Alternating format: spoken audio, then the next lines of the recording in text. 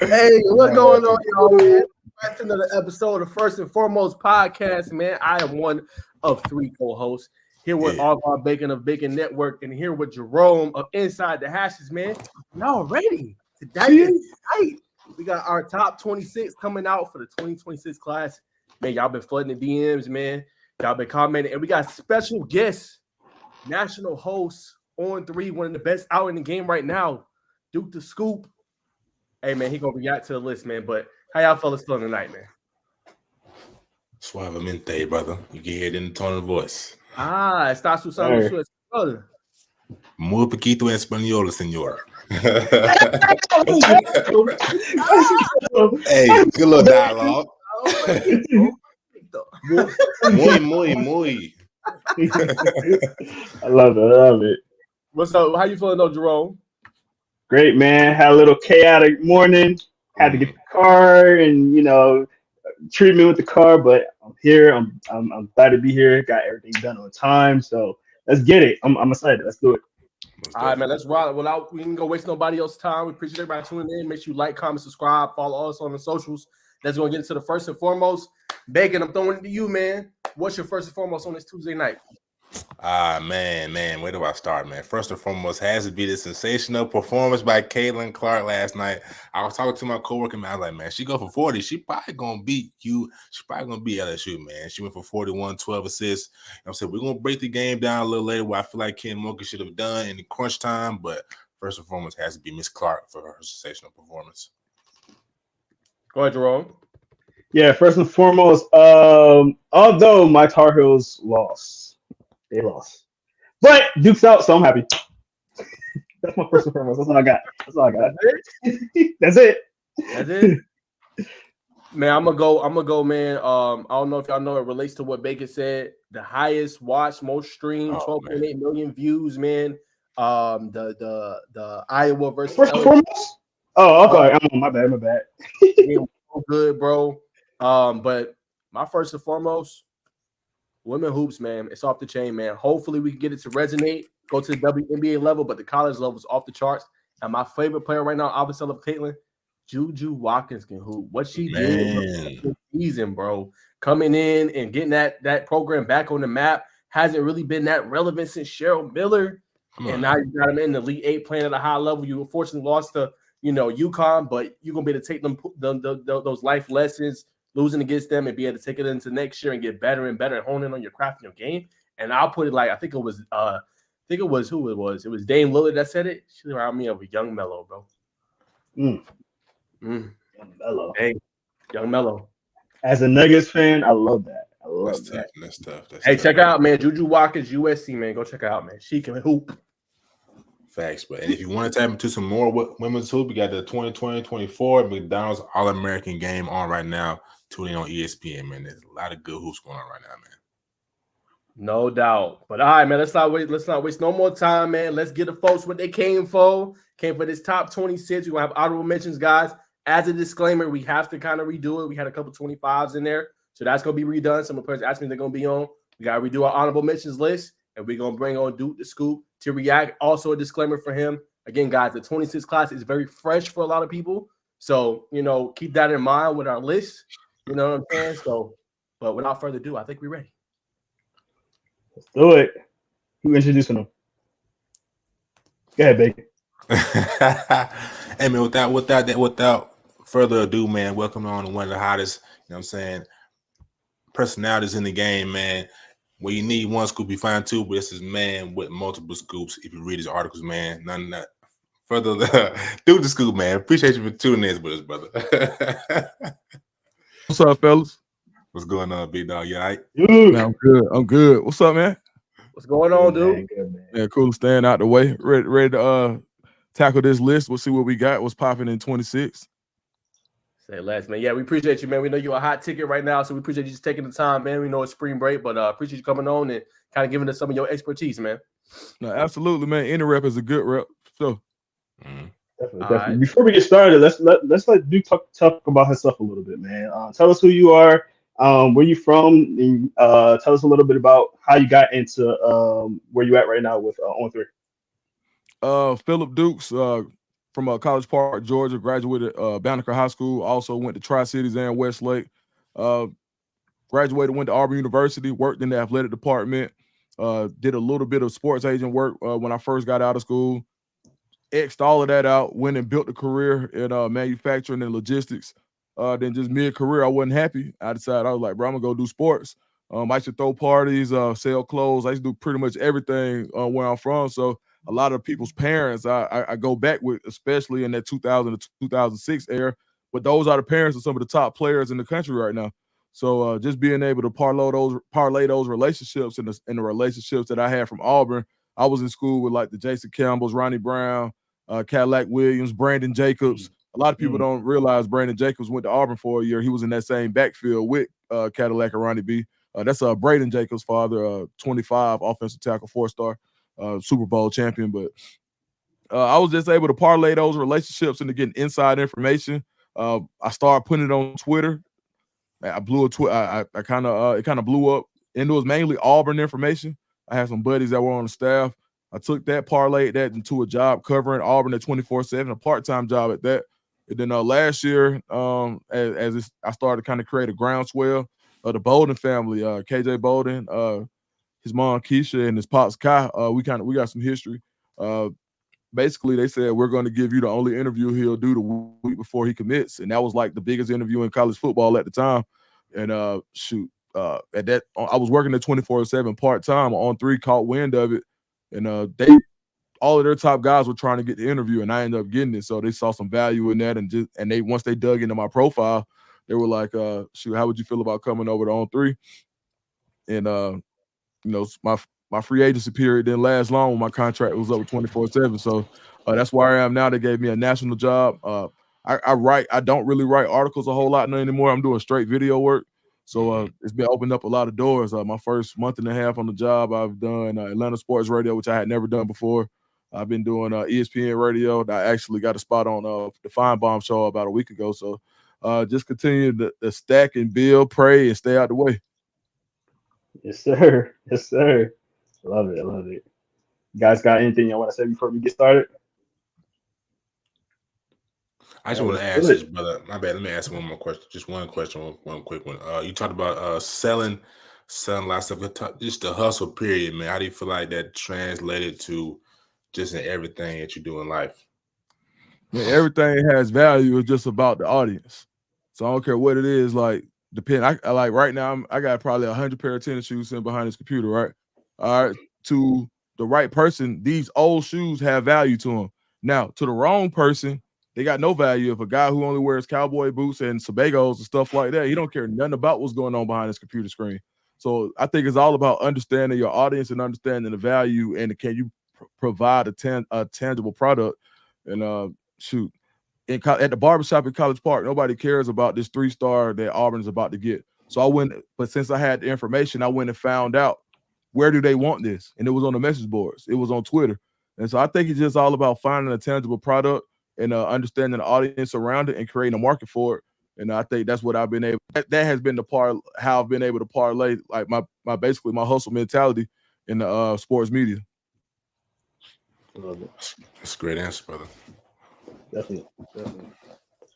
All right, boys. Old, let's bro. get. You know I'm old, He's so not old, at the end of the day, I got that old man Yeah, wisdom. You feel me? Hey, nah. I might have to No, run that back and write it down. For sure. Nah. We got to get Dude when he had time. We got to get him out for lunch or something, man. For sure, Yeah, for bro. sure, man. We'll do it. It's on me. We'll play around for a minute. Feel me? Yeah, you know what I'm saying. Get the food from me. Love it. Maybe the cheetah or something. Yeah. Yeah. Get the young boys out. Yeah. Yes, sir. All right, for sure, man. All right, let's rock. Let's rock with it, man. So obviously, before we get started, because you know how this goes. We want to say this right front. One, it's a consensus list. So it's between all three of us. Some people have some people higher. Some people have some people lower. Don't come at me. You can come at these two guys, but don't come at I me. don't single this out, brother. Don't come We at together. me. Second.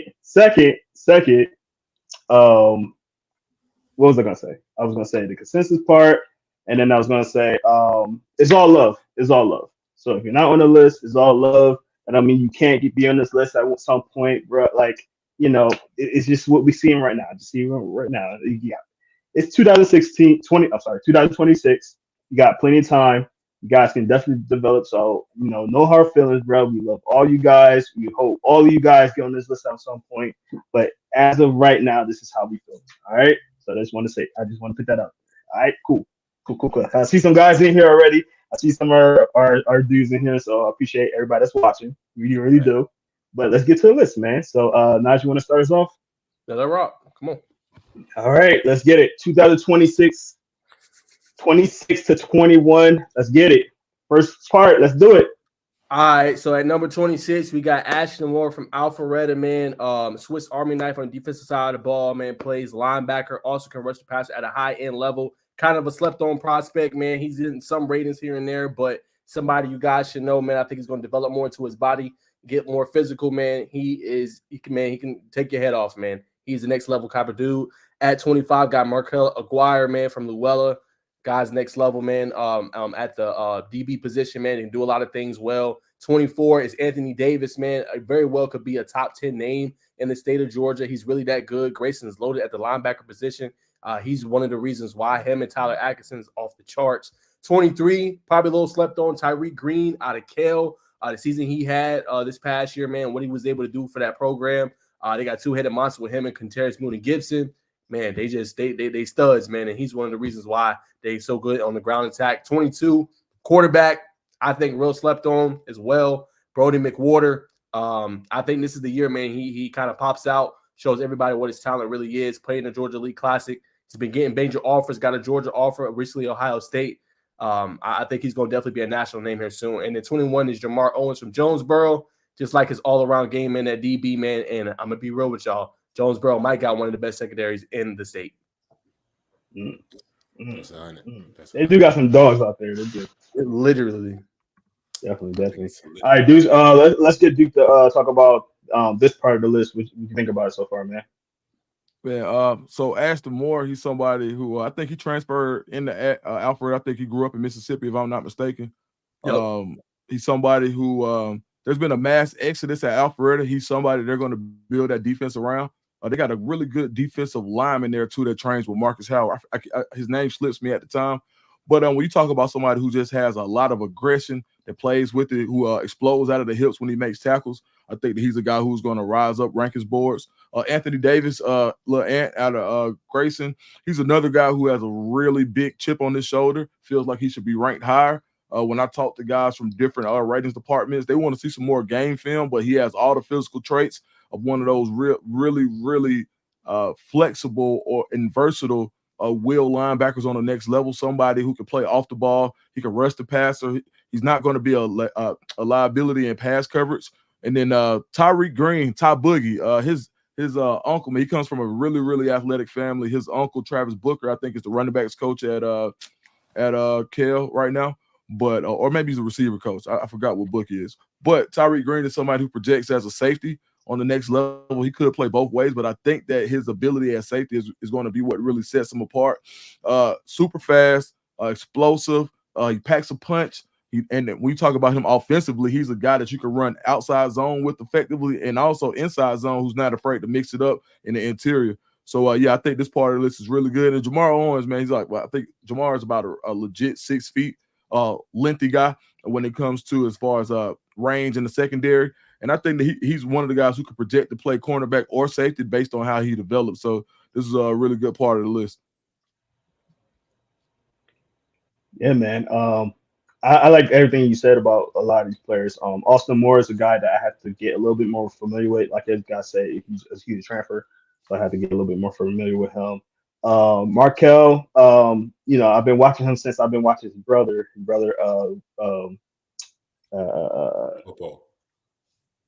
Popo. Sorry, blanking on his name. Popo, a really good linebacker. So he got a lot of his. He's learning from what his brother did. And I always seen him and his brother together on a lot of these 7-on-7s, and I just seen him develop over their time and get better and better each year. So that parent is definitely helping out. Anthony Davis, a Grayson guy. Like you said, very athletic. Still a little raw, but you could tell he got a lot of athletic ability around him. Humble kid. Interviewed him when he was, I think, a freshman. So he was very a guy that's shooting up the boards. He got his guy Tyler that's right there with him. They work off each other, and I think it's a very good 1-2 punch there. Green is the guy that I recently just discovered. He's a really fast and nimble running back. I really like him. Brody's a quarterback. I'm very curious to see how he does without White back there as his receiver. But he's a really good quarterback, smart guy. You can tell he don't turn the ball over, those kind of things right there. And Owens, I'm not too familiar on Owens, but from what I'm hearing, he's a up and coming guy, and I think he's going to be ascending. So, what's up, Bacon? Yeah, man, I got to start with Jamar, man. It's probably the most intriguing person to me on this list. I seen them when they play. Who they played? I think it was Woodward Academy. Had a sensational pick, came out of nowhere. So just a natural ball hawk. You know what I'm saying? Defensive back. What I'm saying? DB, safety, hybrid, super big playmaker, man. Coming out of 2026. Maybe in a lot of other people's opinions should be a little higher. But you know what I'm saying? This is a happy medium for him right here. But I definitely, you know what I'm saying, as the season progressed, I could see him rise up this board. I'm gonna go to Markel. You know what I'm saying? I've been knowing Markel since his freshman year at Whitewater. You know what I'm saying? I think he's training with Atlanta Fitness right now, if I'm not mistaken. But, you know what I'm saying, just seeing him, him growing to his body and mature. I believe he plays quarterback at Luella, a little bit of everything. Quarterback, running back, wide receiver. So super talented, super athletic, you know what I'm saying? So definitely intrigued to see how he goes into his junior season. Ashton Moore, man. Naj was telling us about him, I believe it was Sunday during the weekend. Super raw, super not really polished right now, but you know what I'm saying, just a beast, man. Natural ability to really get back there, rush the passer, antagonize running back. So, man, as he kind of fine-tunes his technique, this could be another stock rise. There's a lot of these guys on this list, like Duke was talking about Anthony Davis, no play on words, man. So, you know what I'm saying? It's a lot of talented kids right here, man. And then the quarterback, McWhorter. I can see about him. Yeah. I like his ball placement, you know what I'm saying? Tight throwing motion. So, like, this is a super talented group. It's just unfortunate that they had to fall on the bottom of this list, but everybody can play, man. But yeah, that's my thoughts. Yeah, man. Definitely a talented group of 2026, man. And we was struggling. I think we struggled more on this one than in 2025 for sure. So, again, these guys can be mixed up in any kind of spot. Again, this is just how it kind of fell for us. But this is probably the part of the list where it differed the most, which is like around this part and the mid part for sure. So, all right, we ready for the next portion? Let's run it. 20-16. Let's go. All right, so at number 20 is athlete Hayes Kent. I know he's on a lot of boards, man. On 3, 247 has him very, very highly rated. Versatile, can do a lot of things well. Reason why he made a list 19. I still think that's kind of low for Amari Latimer, man. What he did for Sandy Creek, he's basically the whole offense to a degree. And they lean on him very heavily. Obviously, I know he has over probably 30 plus offers. I just think he's probably one of the best running backs, in the 2026 class, let alone in the state. I think his potential is through the roof. Xavier Tiller, same thing, man. Potential through the roof. He flashed a lot last year. He's going to be a big focal point in that Langston Hughes offense this upcoming year. They got a new wide receiver coach that coming in too, Coach Brown. So I can't wait to see what they use and how they decide to use him a little bit. 17, Cortez Redding. I got to look into him a little bit more, but I did like what I seen on the film and kind of how he flashed and the ability that he showed. And then 16, Ryan Mosley. I mean, that Carrollton offense, man, is going to be off the charts this year. He's one of the reasons why him, Christian Ward, or Evan Ward, they just got some dudes, man. And I think Mosley is going to be a strong reason why Carrollton can get to a state championship game. We think Duke. Yeah. Speaking on Mosley, man, he's a guy. He's so big at that age. think right now he's right. I think he's right like around 6'2", 6'3". He's one of the guys. He profiles very favorably to the #1 receiver in Alabama last year, who's killing it at Auburn right now, Cam Coleman. If I had to pick somebody to compare his game to, that's who I would compare it to. It's gonna be really good, high pointing the ball. When you think about that offense that they'll have this year, a lot of the things that were going to Caleb Odom last year will be going to Ryan this year, especially when you think about bringing. I think I'm not sure, but did they get Peyton Zachary over there? Yes, they did. Yep. So when you look at the and I'm hearing there's a couple other receivers that are thinking about changing that area, their zip code. So talk about the focal point of your offense with probably the best quarterback in the country, depending on who you ask, and Juju Lewis. Yeah, it's going to be a very exciting year for Ryan Mosley. Amari Latimer goes about maybe 5'9", 5'10", like 180, 185, but he has that real wiry strength. He runs like a ball of knives. You don't want to tackle him, and then if he sees an opening, then he's 1,000% taking it to the house. He's one of those guys that you don't see get caught from behind often, and he erases angle. So I think that's really good. And he does have some potential on defense as well. 18 Xavier Tiller, Zay as a lot of people call him. He's probably one of the most athletically gifted players in the state this year. When you talk about a guy who was a decent basketball player, but translates his basketball ability to the football field, high points the ball, has really good hips for somebody his size. When we talk about hip sync, that allows you to get in and out of your breaks, excuse me. And talking to some guys, a lot of people, he hasn't been seen in camp. He was one of the biggest no-shows at the UA camp, and I say biggest because there were so many people waiting to see him. Talking to rankings guys, he's one of the few guys that they felt could be a top 2 or top 3 player overall in Georgia if he was seen more often. He's somebody that I look to shoot up the boards, and when you look at college, his offer list is amazing already. So I think that Xavier Tiller is somebody who's going to really blow up this year. And Hayes Kent, am I saying that right? Yep. Yeah, Hayes Kent. When we talk about a pure athlete, somebody who can do a lot of things on the field, I think he's at Brunswick, if I'm not mistaken. Yep. So he does basically everything for that team, and he's somebody that you can see if he continues to be the focal point of that of their attack, and they use him more as a weapon on defense and structure more of the defense around him. If I've got the right guys, he does play defense as well, right? Yeah, he's a whole athlete. Yeah, he play both sides. Yeah, that's what I was thinking. Yeah, from what I saw, he has the type of athletic ability that's going to allow him to go a long way. Yeah, definitely. Hayes Kent is a guy that plays running back, linebacker, down in the dirt. Man, he'll come after the quarterback. He's a guy, man, and I think he's going to be kind of that Sammy Brown kind of guy for his team, man, to put him everywhere, and they really rely on him. So he's going to be one of those guys up and coming where you see him just a straight athlete. Like, some of these athletes be wide receiver DBs kind of in that same round. He does everything. So he's a big asset to that team. Latimer is the guy that I had to get pit on from Naj, and from his tape, I like him, man. He got some speed on him too. He's not just a little tank. He got a little speed on him, so I like that with him. He got some good vision as well. So Tiller's a guy I'm very high on. He's a little lengthy for a tight end, which is what he listed it as. But I see him like more like a wide receiver. Very lengthy, long arms, go up and get the ball kind of guy. I really do like him. Cortez is a guy from Jonesboro. Apparently got his picture wrong, so I'll fix that, coach. Coach in here told me the wrong. I got the wrong jersey, so I'll fix that. But definitely a very athletic wide receiver DB guy that plays at Jonesboro. Ryan Mosley, man, what can I say? Big receiver. Another go up there and get it kind of guy. Carrollton, man, I don't know how they're gonna feed all these guys, but they got some dudes over there. They're stacked, and I think that he's gonna be one of the guys that benefits from being on a good team like this too. So, what do you think, Biggie?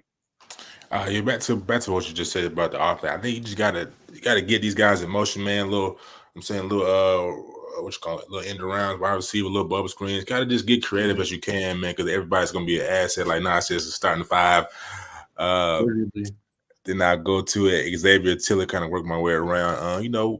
Like a physical specimen, man. Kind of you can see he could do a little bit of everything. One thing I feel like that hurt his rankings and our thing, which is when I seen him this year. Well, Langston kind of struggled passing the ball a little bit this year, man.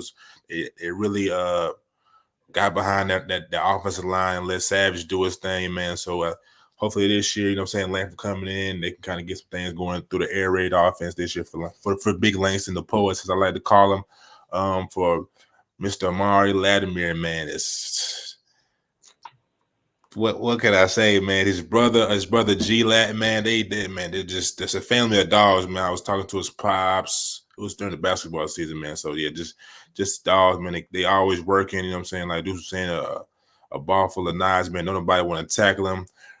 Super physical, high motor, not scared of nobody, man. So we got another back that's gonna be that's ahead of him, but it's real close. I believe it's the one from a Central Carrollton, Joe Naz Walter, but it's a toss up, you know what I'm saying? And then Cortez Redden, super electric route runner, man, could run almost every route in the route tree, man.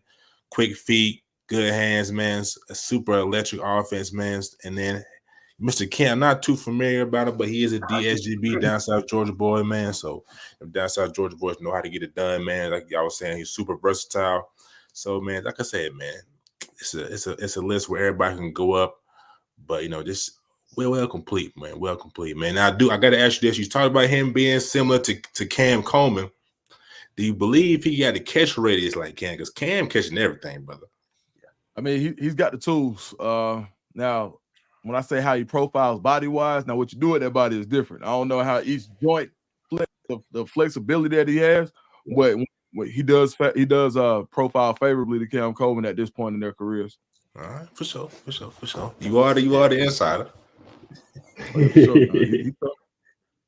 Yeah. All right, let's go to the next. 15 and 11. Let's do it. All right. So 15 got Jonas Walton. Bacon was talking a little bit about him. Had a strong sophomore season. A team that went their furthest, had the best season under Coach Brown in a long time. Obviously with freshman quarterback J.R. Harris. He was one of the strong reasons why. 14, Xavier Griffin. Some might say he's a little too low. I know he's been getting a lot of buzz. I know he's very high on Georgia. I can't wait to see what he's able to do this year as well. I think he got a bright future. Julius Columbus obviously just committed to Duke, so they're going to have a very talented defensive line group front seven this year. 13, Cam Brooks. That goes without question. Thomas County Central just won the state championship.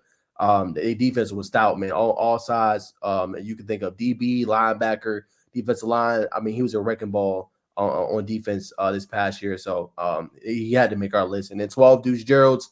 I know some people are high on him. Some people might think he's a little too low. But I like his upside. I like Collins Hill as their defense and the Coach Schwick.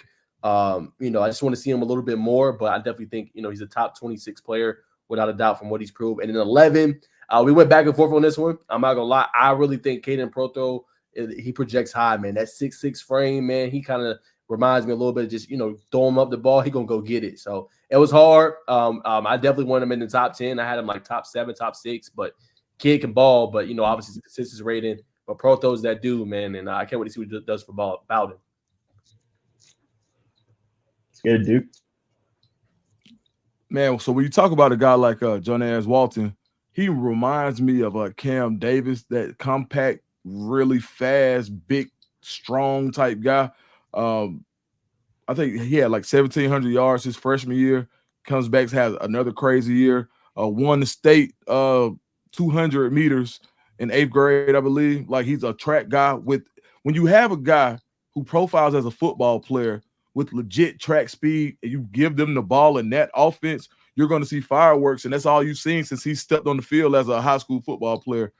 He could have easily been ranked higher. I think right now he's one of the few guys on this list ranked at the top 10 in his class, if I'm not mistaken, depending on which ranking sites you use. So he's somebody they definitely should be excited about.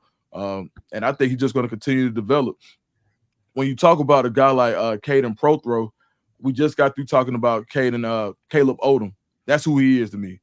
Yes. Almost the same size. When you look at where they were and how they were built, could he play wide receiver? Absolutely. I'm not sure how much long speed he has, but that's the same question they had about Caleb Odom, and now he's on the perimeter at Alabama. So he's somebody who can be in that Evan Ingram type position, a move tight end, maybe not a true tight end, a move tight end, an athlete. And he's so young in his development. He's the type of guy that if you wanted to put him somewhere else, you could. When you look at, and I always like to talk about hip level, especially with taller guys, because the lower you can sink your hips, the more you can do. So he's a guy who's going to run. He can run the entire route tree. He's not just a guy who can run seams, but man, he is such a matchup problem when it comes to seams. And then talking about a guy like Cameron Brooks, who had a really, really productive season. He's already built like a grown man. I think he's at about 6'3", 230, somewhere in there. His frame has so much room to develop, like a big ball of clay. And so when you think about the things that college coaches salivate over, lower bend, how can you get around a corner, explosion. And then you talk about his ability to squat. I've heard some coaches talk about how strong he is in the weight room. So he's a guy who's just waiting to explode. And Deuce Gerald's is a guy who could play anywhere on the defensive line, inside or out. He can play 1 through 5 if you needed him to. And he's been successful everywhere he played. And I think he's going to continue that going forward. And he's somebody who the ratings teams have been over. They're very familiar with Deuce Gerald's, and they just want to see him put it all together his junior year before he gets ranked even more highly than he is now. Yeah, I agree. Deuce and Portro, man, I would have loved to have them a little bit higher, but Gerald's definitely is one of those guys that have it's more potential than production at this point. But I think like he has the makeup to get to that point. Portro, y'all pretty much said it, man. He's a huge guy. Catch radius is insane. Like you say, I hope he can be a little bit faster. But and I would like him to be block a little bit better too. That's another thing I would like. Which is the big deal right now, which a lot of teams are using. He's like you said, a matchup problem. Xavier Griffin is the guy that I'm not too familiar on, but I've seen a little bit of his tape. He's a solid guy, get off the line pretty well, get to the quarterback, take him down as soon as possible. So I like him. Cameron Brooks, man, that dude's athletically, like this dude is big, and he has production, man. He's a huge guy. He looks the part, and when he gets out there, he comes with attitude, and I love that about him. Giannis is a running back that I just learned about. He is a tough dude, though. I like him. I like his running style. Another Najee guy. So he put me on him a little bit more than I've seen. I've seen some of them before Naj, but Naj put me on a little bit more. He's a guy that I really want to. I'm very intrigued with, for sure. What do you think, Bacon? Yeah, man, Joe Nash he's a monster. He's a problem. I think 1,700 his freshman year. That just lets you know what type of caliber back he is. Game breaker, waiting to happen. Cam Brooks. I should have watched the state championship a lot more closer, but Thomas County Central put everybody on notice towards the back end of that playoff run, and coming through for the chip in 6A, and super big guy, man. So it's really athletic, but I need to study him a lot more to really get my true breakdown. Deuce Gerald's, I know I said it, may have heard some whispers, kind of like, obviously a smaller defensive lineman, early far out comparisons to Aaron Donald, just being so strong, so compact, but definitely high upside, man. And then Mr. Griffin, man, I was watching his film, super great get off, real physical, good hands, out backfield monster. So Gainesville's got a embarrassment of riches up there, man. And Caden Porto, like I've been saying, man, I was really impressed with him, man. Can go anywhere, inside, outside, move him around, kind of like I said about Caleb. Once he gets in the open field, good luck catching him. Catch radius out of this world, athletic. He can do it all, man. So definitely will be going down to Bowden. And I'm definitely gonna go down to Central Carrollton to see Caden and Joe Nash, man. Super, super talented kids. Yes, sir. All right, top 10. Get into the good stuff. Let's do it. You know it. All right, 10 to 6. Let's do it. All right, so 10-6, 10 man, John Tavis Wyman, man. I think he could potentially be one of the best athletes, man, in the country. I don't say that slightly, man. What he's able to do, y'all go back, go watch the film, man. One of his games, 150 yards passing, 150 yards receiving, multiple touchdowns, pick sixes. I had one game he had 3 INTs in. I mean, he just does everything well, everything you need and want him to do, he could do on the football field, either side of the ball. So I can't wait to see his future. Heavily recruited guy. Kid's just special. At 9, got Rodney Colton Jr. from Noonan. Obviously, man, probably one of the better linebackers that you will definitely see. Definitely want to see him play, with more winning football. But I mean, the kid's special. Obviously, a lot of teams want him. What he's able to do, just the versatility, man, and play downhill. One of the best ones. 8, Dorian Barney, probably one of the top cover guys that you'll see here in the state. Probably him and Zealous, that's neck and neck for as top cover guys, I think, in the state that you got right now. And he just possesses a lot of those elite qualities, man, you need at the quarterback position on the next level. 7, Bryce Perry Wright.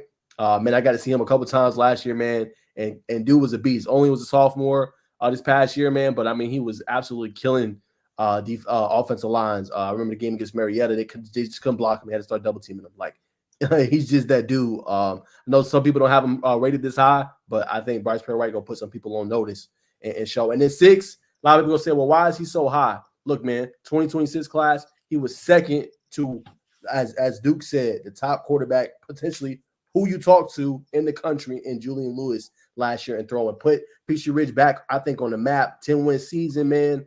Man, he could throw any throw that you want him to do. He's cool, calm, and collected. He can run with his legs. He don't turn over the ball a lot. I think he's just going to grow and mature even more, man. So, and my hot take, I think Darnell Kelly is the best quarterback in 2026. This is why he's rated so high, and I easily think he's a top 5 quarterback in the state. Boom.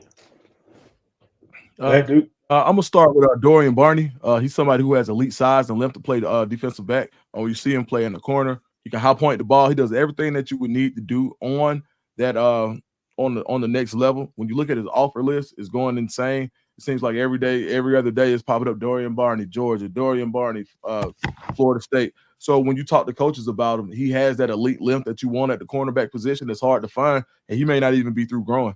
Talk about a guy like Rodney Colton, who basically looked like Debo since he stepped on the field. Like, I mean, when you saw him as a freshman, I was like, the first time I saw him, I was like, no way he's a freshman. And his body has continued to develop. He hasn't stretched out like some people may have thought that he was, but he was already 6'1". So it really, like, where he is now, he's fine-tuning his game. Linebacker coaches are salivating over him, and he's one guy that when he hits you, he announces it. I always judge linebackers about what happens when he gets to the ball. A lot of guys will be big, and a lot of times guys will have that big Johnny Bravo chest, and they're the first guy that walks off the bus, and then they get there. Then when it's time for action, they tucking their tail. But he's not one of those guys. He wants to dominate the game and let you know that he's there from the first play. So I think that's going to bode very well for him on the next level. We talk about Bryce Perry, right? Somebody who's already been highly ranked. He has one of those type of frames that can go either way. If you wanted him to slim down and put him on the edge, you could. And if you want to put some weight on him and make him more of a 3 technique or even a 5, he could do that as well. I think he probably he kind of reminds me of what's my guy who went to Ohio State last year from Buford. He reminds me of Edric. Yep, he kind of reminds me of Edric a little bit at a younger stage in his development. So I think he's somebody that's going to do really well. And Darnell Kelly, aka the creative player, somebody who when you look at it, he has creative player stats when you look at him. So he's a guy that easily could have stayed at Langston Hughes, but he was ready. He learned from that year under Aaron Olin, and he took everything he learned, and he's been able to blossom at Peachtree Ridge. And now they have some guys I've heard have been looking at Peachtree Ridge who may be making that move to Gwinnett. So as they continue to open up that offense, you can see those numbers get even crazier. Yeah, man. Darnell Kelly, what can I say about him? I call him the underrated player, man, because I think people are sleeping on him too much, man. And I don't know. I had him a little bit higher on my personal list, to be honest. It's not too much, but I had him on my personal list a little higher. I do think he's the best quarterback in Georgia. Like Nas said, I don't think that was a hot take at all, man. I think that was appropriate to say that. No offense to the other quarterbacks, but he just got it together, man. not only with the arm, but he can scramble, he can get out of place, he can make plays up, and make things happen. So that was a big part of success. That's a lot of what the NFL quarterbacks are doing right now. Is you got the Caleb Williams, you got the Patrick Mahomes that kind of create plays, and when a play break down, he know what to do. He don't panic, So he's one of those type of players. Bryce Perry, right, man. I remember it was Buford versus Douglas County, I believe. That's the one we went to, Bacon. And all you seen was, and I was looking for Houston the whole entire game. He was balling out too, but bro, like this kid right here, he kept flashing. I'm like, yo, who is this guy? I kept thinking it was Houston. It was him, bro. Like it was going back and forth at it, harassing the quarterback back then, and it was real fun to look at that pairing. Now it's his range to kind of take over that number one edge rusher on that team. So it's his time now, and I think he can definitely blossom. Let me see. Colston is a guy that I don't know too much about. I don't watch Newton enough, so I'm definitely going to be looking out for him. Dorian is the guy that I want to hire on here as well. Man, he's a baller, bro. I'm a DB guy, so I'm a little more biased on DBs, but bro, this I was like, this kid he got the length, he got the swagger, he got the ball hawking ability. I love it, bro. And he's a guy that PC Rich and him and Kelly, bro, on opposite sides of the ball, bro. It's awesome to watch this team, man. I mean, it's so fun to watch this team. Wyman is a guy that I need to look at a little bit more as well. But I heard a lot of good things about him. I watched a little bit of tape on him. He looks pretty good with that. So the comment says, "Nah, this is terrible." Hey, man, I appreciate you getting on, though. Hey, tell us why it's terrible. Let us know. Appreciate that. All right, Bacon, what you think? Yeah, for sure. John Tavis Wyman is another ball hawk in that Jonesboro secondary, man. He had like a couple tip picks, like 2 or 3 pick sixes, man. So, what I'm saying, anytime you're doing that as a DB, man, that speaks for itself. You're definitely elite. Dorian Barney, another elite cover corner as well. Always run the ball, super good technique, fluid hips, rangy, long. So that's good for, batted down passes or competition in the air. No way I'm 10. Hey, twin, you know what I'm saying? Hey, man. It's early. Stay down for the come up. Number 7, Bryce Perry, right? Super dog, man. I was in the backfield as well. Heavy, heavy set, heavy loaded, ready to go. Number 9, man. Shout out to the end time, man. Rod gonna do his thing, man. He tore his meniscus this year, but he's gonna be back in full force. Like Duke said, when he get there, he gonna let you know it, man. He gonna talk his piece, man. Super talented. What I really like about him, man, when he gets it all formed together, man, it's gonna be really scary. To be that big and to be able to move at his size is elite. You know what I'm saying? On to number 6, Darnell Kelly, the creative player, man. You know what I'm saying? Y'all done said it all, man. Y'all must ain't seen 4-star Jalen Copeland from South Georgia. He like that. Drop his film, man. Drop his film in the section so we can check him out. You know what I'm saying? Yeah, I've been hearing about him lately, bro. Yeah, we got to redo our honorable mentions. You know what I'm saying? Hey, that wasn't no bad comment. Copeland hard. Yeah, no, he is, bro. He the truth. No doubt. Thanks, bro. All right. Big, you done? Yeah, man, y'all already said about DK, man. Yeah, he the truth, man. You can go ahead. All right, so we're going to do the top 5 a little bit differently. We're going to do each one by one. So let's do it. Number 5. Y'all ready for this? Easy. I'm gonna let you start, Duke.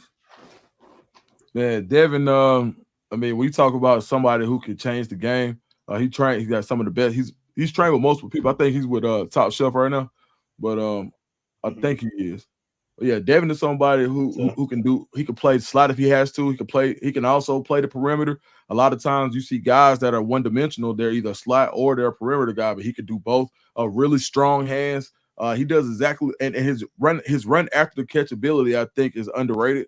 I think the more he starts to develop, you'll see more ways that they'll get him the ball. You got to think in that offense last year, you had to feed Bo. I think Bo Walker you had to feed. So he wasn't exactly the focal point, but everybody knows what he does when he gets the ball. And I think as he continues to grow and continues to develop, he could possibly be the number one wide receiver in Georgia when it's all said and done. That's some high praise right there, Dukes. I agree with you, man. I'm gonna say his underrated part of his game is his route running, man. I mean, he put on an absolute show, man, at the Under Armour camp, man. I mean, he was torching them defenders 1-2, and he was going out the break, and they could not stay with him, man. I mean, he's absolutely torching defenders. But yeah, like you said, strong hands, man. Reason why Cedar Grove was so good last year, you couldn't, like, if you stacked the box to stop Bo, you had this problem, you know what I'm saying, on the perimeter or in the slot that could kill you, man. So it's going to be interesting to see how it looks this year for them. Obviously, they got some changes.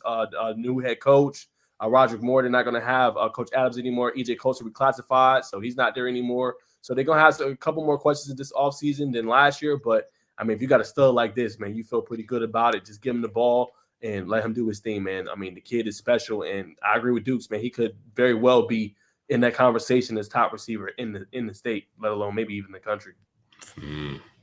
Yeah, man, I agree with the route running part of it, and he's smooth. That boy is just smooth in and out his breaks, bro, and it just looks so effortless. Like you said, Naj, in the UA camp, he was really balling out right there, and you know, I seen him at the Georgia Tech 7-on-7 as well, standing out to me, and I'm just like, man, he was this kid, and I was like, this kid, like, nah, let me look him up, and he just every time I go out and see him, he just JJ Justin Jefferson vibes, man, with his route running. He's just so smooth and just and out. Like, you know, it's just so effortless, and I love that about him. Nah, for sure, man. Devin's definitely elite, man. Comes from a pedigree, man. His pops did his thing at Florida State. So you know what I'm saying? He definitely knows the ball, man. His pops with no slash by no means. So, man, the sky's the limit, man. The sky's the limit. You know what I'm saying? It's going to be interesting to see if the brother stays around at Cedar Grove. A lot of moving around, you know what I'm saying? But unless he is top 5 on this list, maybe top 3 on some others, but definitely an elite route runner and an elite pass catcher. 100%. Let's get to number 4. Zealous. Yeah, so this was tough for me. I ain't gonna lie, we was debating this. I feel like Zealous is too low at 4. I really think he should be like 1 to 2. That's just how special I think he is, man. And when it comes down to Zealous, man, it's mindset. I think that differentiates him from a lot of the others, man. Like, you know, going again back to the UA camp, him asking the coach, hey, okay, you know, how do I improve this? Like, what am I doing wrong here? Like, sometimes you don't always get guys that do that. Guys are complacent where they at. And they're like, oh, yeah, I know I'm the stuff. That's it. But Zella's got a different kind of mindset. He's always trying to grow. He's always trying to get better. He's always trying to fine-tune his game so he can be the best that he can be. So I'm real high on Zealous. I think he is the piece that puts Carrollton over the top because he's going to play both sides of the ball, and he's going to be that kind of that ball hawk that they've needed for years on the back end in the secondary. And offensively, he's just going to be a chess piece you can use anywhere on the field, and he's going to be able to go get the ball. Yeah, I think Zealous Hicks is somebody who's definitely been a focal point of ratings teams for every major service since he stepped on the field as a high school player. I didn't realize he was going to, from the first time I saw him, I didn't know he had that type of ability to grow. He's stretched out, so that even just raises his profile. I think he's around like 6'2" now. We talk about somebody who makes an impact when they get to the ball, great ball skills, tracks the ball well. And when you saw Parkview's team, which was loaded last year, you just kind of realized that they've been loaded for the past couple of years. And as a true freshman, that first year where you could just see like, hey, he's different. Like, you know, when you talk about playing with the Mike Matthews or playing with the Antonio White, playing with Jalen Crawford, and still be able to hold his own as a 15-year-old, you just kind of knew there was something special about it. And I think Carrollton's getting a really special player.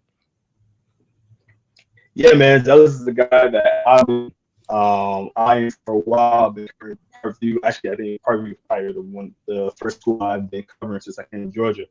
And this kid always shined to me. And last year, I told him, like, I went to go interview, and I'm just like, "What the hell you been eating, bro?" Because I'm telling you, from like 5'7", 5'8", to like 6'2", like, and it's over. over. I was just like, bro, like, what? How you did it, bro? So, like, you know, he loves ball. He wants to play all that. Yeah, twin. Both sides, hungry to eat all that. So, definitely good to see him. Yes, sir. Yes, sir. My bad, Drum. His audio's kind of going a little bit in and out, brother. I didn't know he was gonna be playing the both ways, but he is a phenomenal athlete, man. Phenomenal athlete. You know what I'm saying? What really stands out to me is, you know what I'm saying, he comes off his edge. Well, he's a pick and pass rush from the secondary position, gets a couple sacks, you know what I'm saying, possibly a forced fumble with the hits on the quarterback, real sneaky quick. So, you know what I'm saying, definitely elite, man. Aside from being this, you know what I'm saying, elite specimen at the DB position, but when you can come off the edge and attack the quarterback, that sets you on another caliber from the rest, man. No doubt about it. I think Jerome tried to log back in. I know he's doing our graphics, so we kind of on standby. There you go. Smooth now. You smooth. All right, cool. We back. Sound good? Yeah. Yes, sir. Should I go over my part again? Yeah. No. All right, real quick. Like I said, I've been covering this guy since I came to Georgia. Parkview was one of the first schools that I covered. So I got to watch him very, very early on. And I'm telling you, this kid was like 5'7", 5'8", small kid. Then, you know, the next summer, 6'2". I'm like, what the hell? So I'm like, bro, Zealous, what the hell you be eating, bro? Like he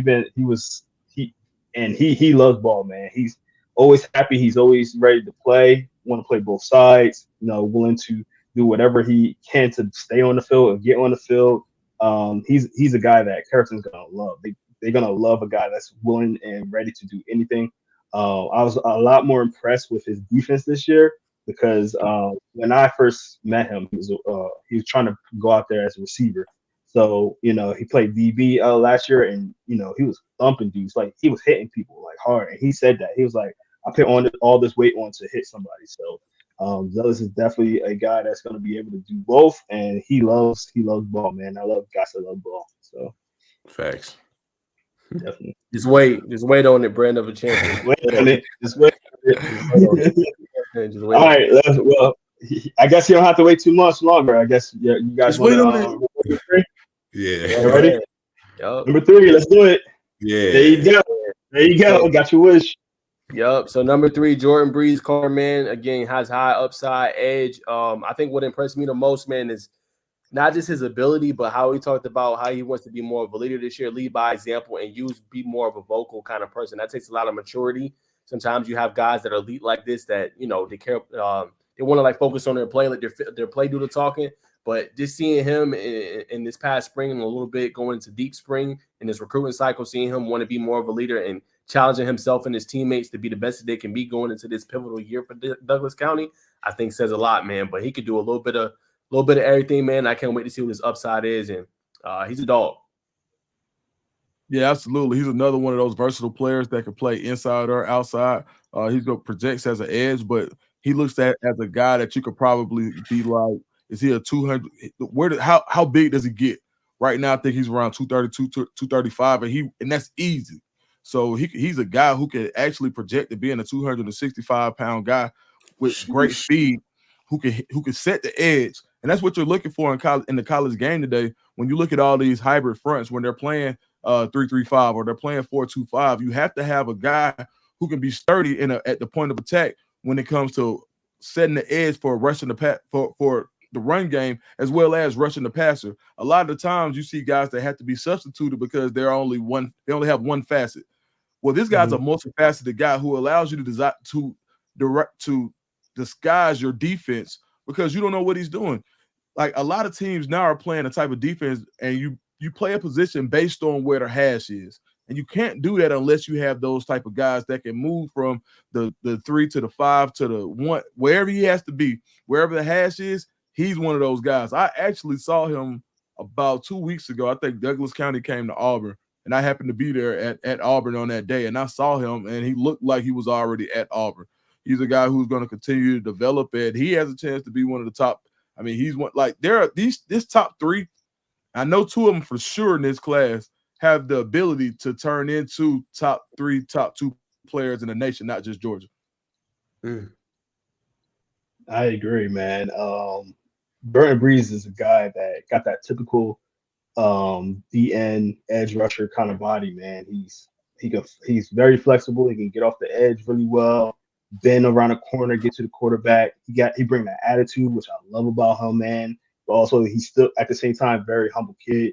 But he's a go-getter, bro. He's just gonna see that quarterback and just gonna tap. And I seen him get double teamed last year and totally did like a spin move on him. And I don't see a lot of high school to do that spin move to perfection. He was so smooth out that spin move. I was like, oh yeah, he's a guy. I think it was the Woodworth game last year, man. He was causing havoc against that quarterback, and they had to do a little bit of quarterback change because how he was trying to get him back there, and they had to just like, shoot, we got to get somebody that's a little bit more mobile. So he caused his teams to completely change their game plan, man.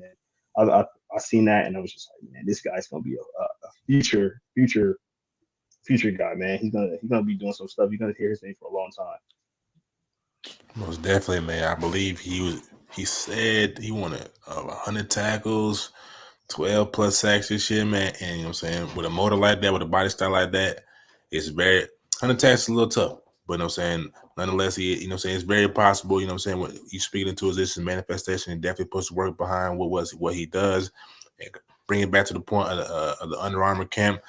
The brother didn't lose many reps. What I'm saying, he won majority of his reps, man. Definitely was one of the players that set the camp on fire.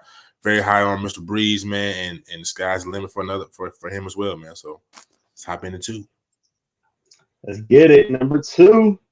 You already know who he is, my boy, Aaron. Bling bling. Look at him. There he is, man. Number 2, Aaron Gregory, man. Just one of those guys, like Duke said, man. Out of that top 3, you could easily see them become that highly ranked nationally. Like that's just how special they are. Runs with Phenom Elite, Raw 7-7 in Miami. Kid's just a stud. He was invited to the Under Armour game. When he went down there, I think it was in Orlando, and he put on an absolute show. I mean, he's just one of the best players in the country, without a doubt. What can you not ask him to do that he can do? Right. He's a complete package. Yeah, absolutely. He's one of those guys that does everything well.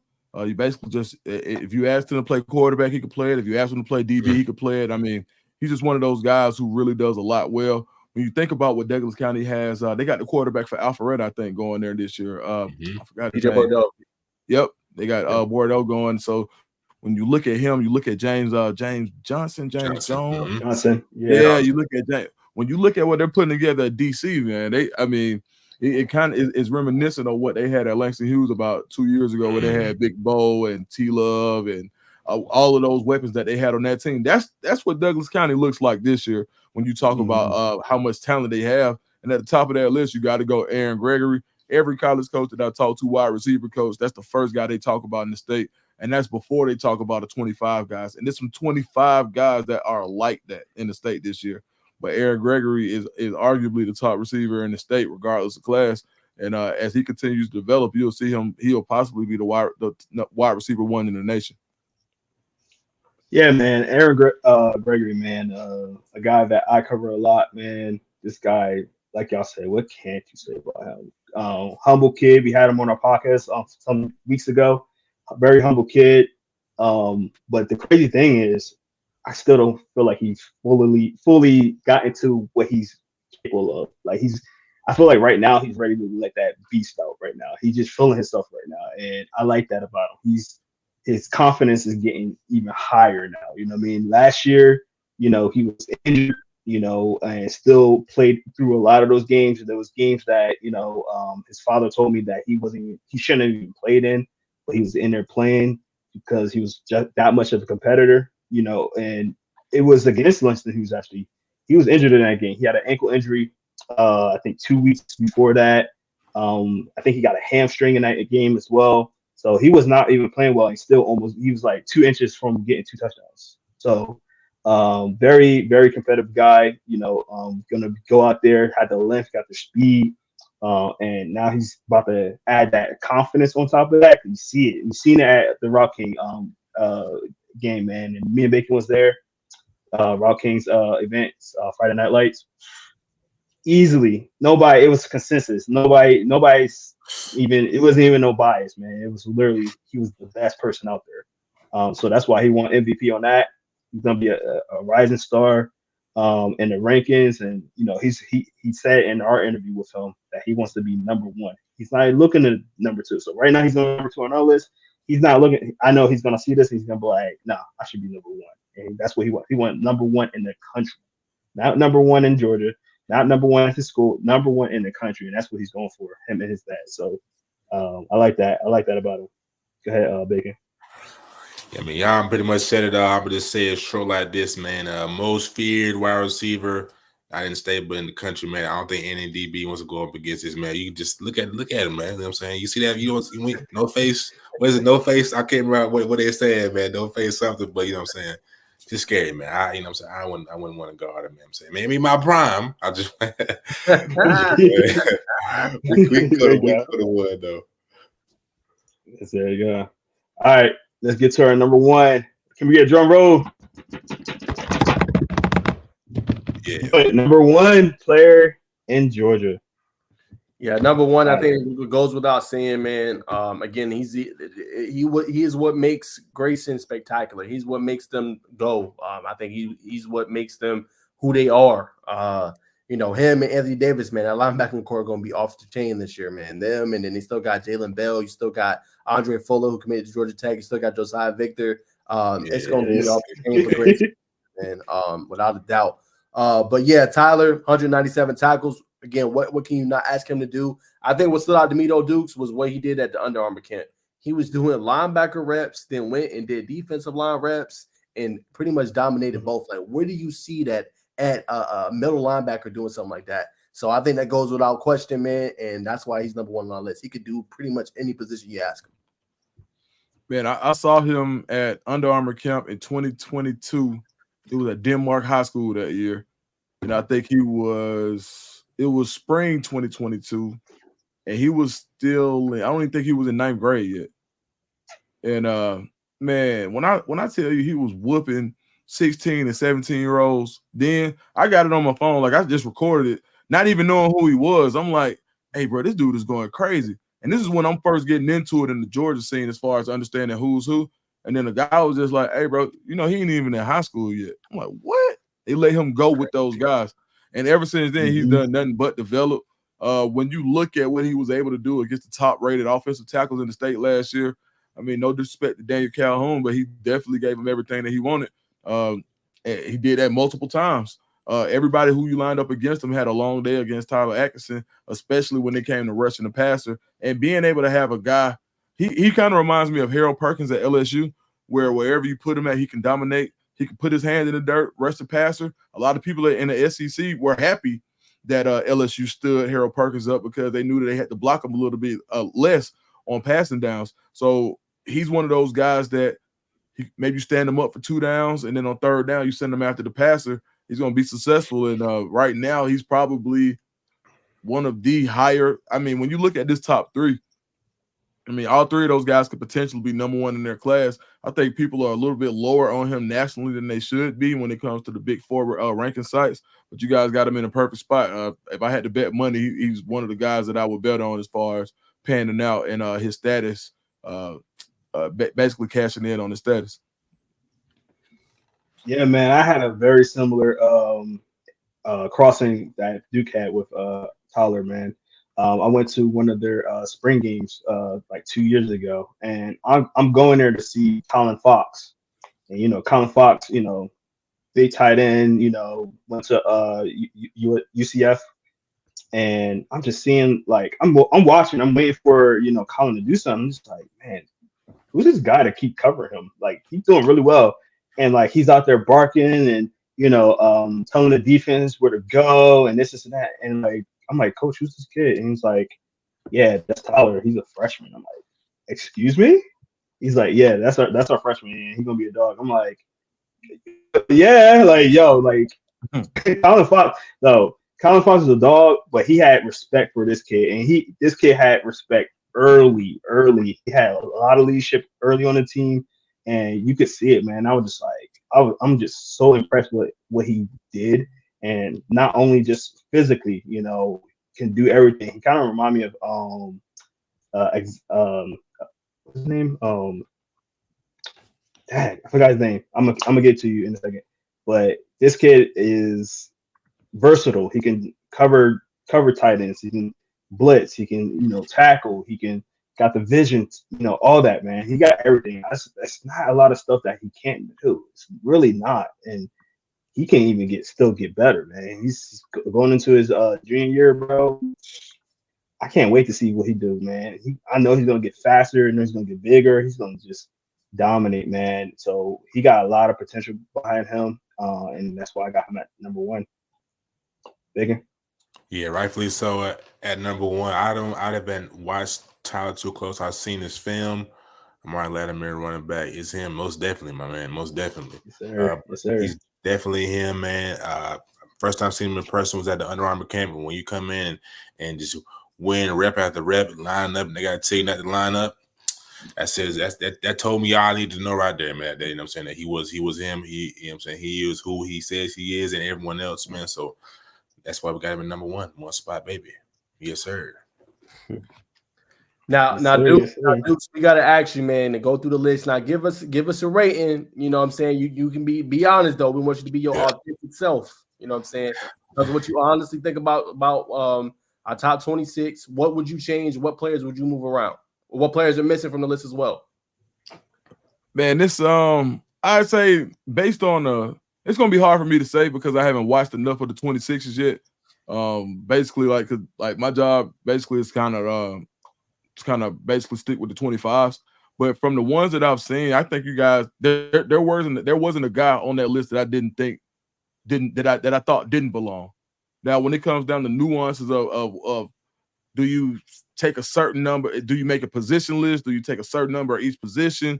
Those are the type of things that kind of adjust the list. But when you talk about every guy on that list being able to be a top 5 guy, absolutely, especially this early in their development. So and just to be honest, when you do these rankings this early, some of these guys aren't going to grow. And there's some guys that aren't on this list that are going to get even taller. They're going to get even bigger. So at the end of the day, I forgot about Nasir. NASCAR, too cold.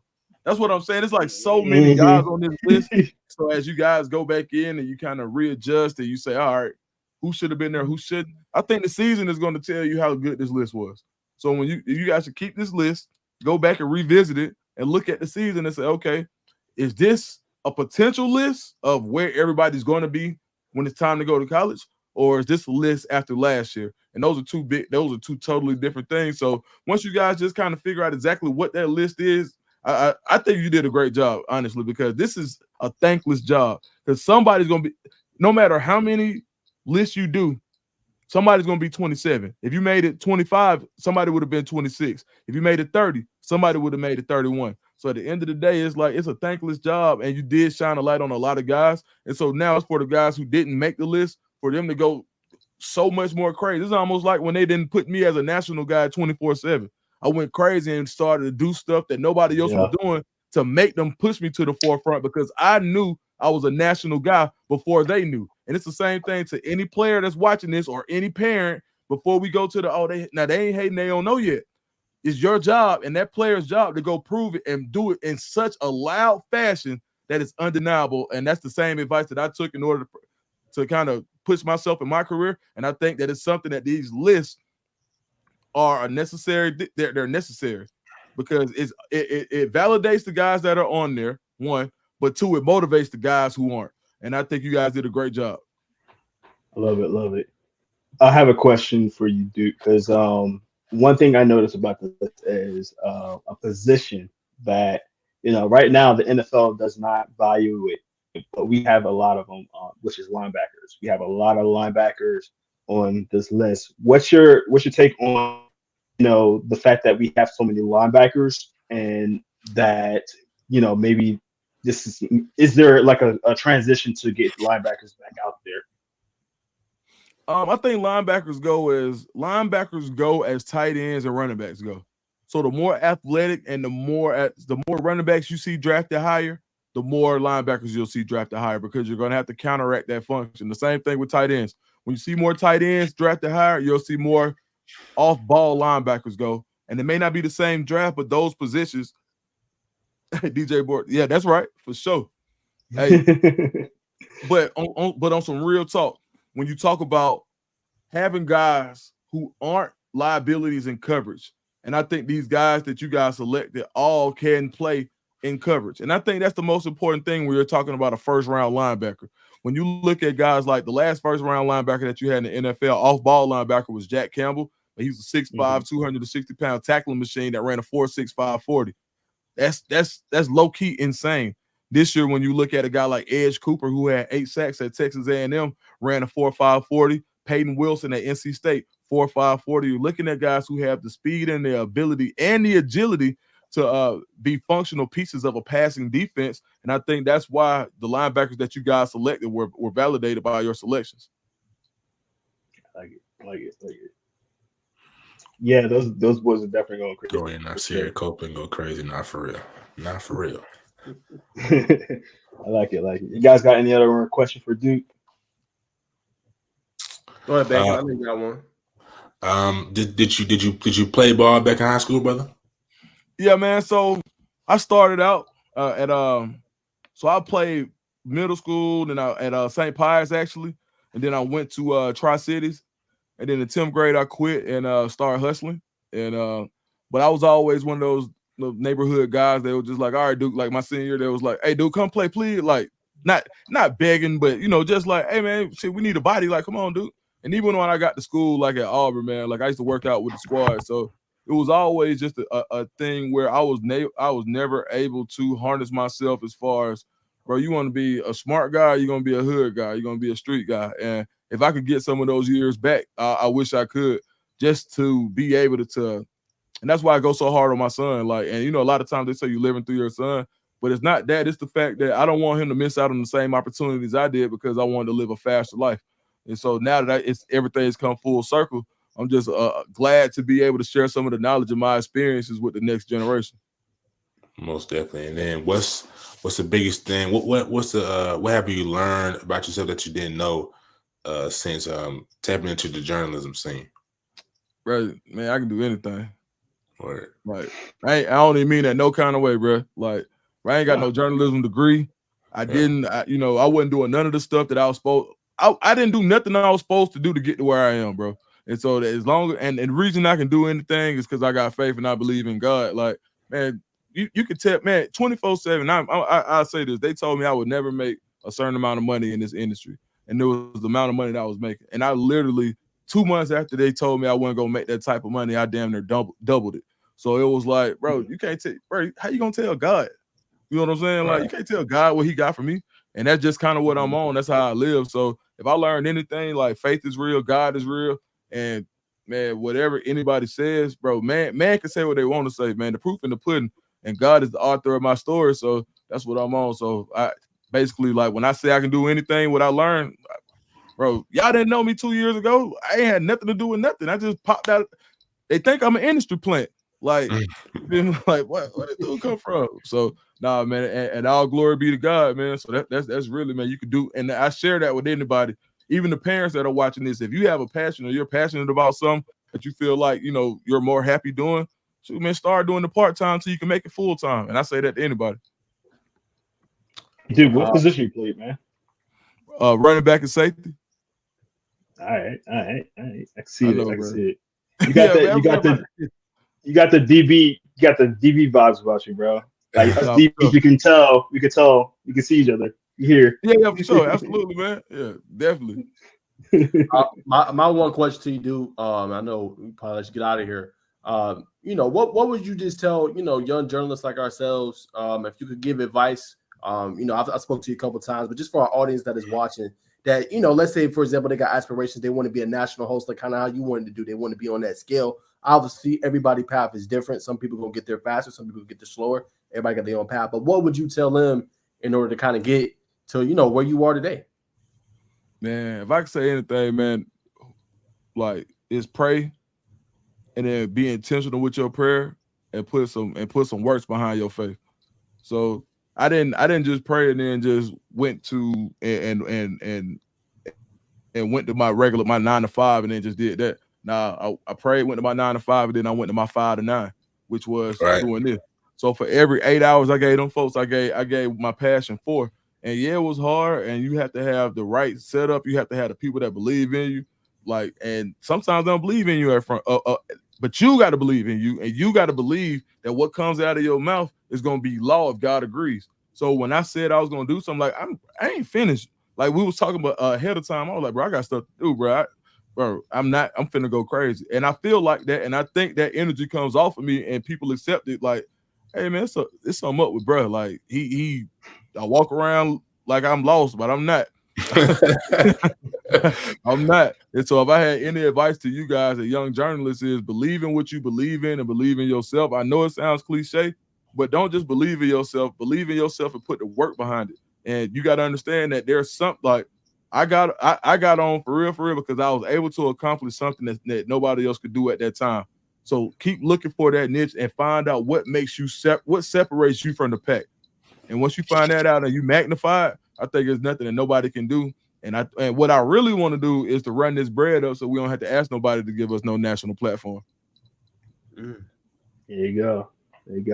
Bro, I'm about to run through a wall. Like this wall about to have a big old hole in it right now. I'm about to run right through it.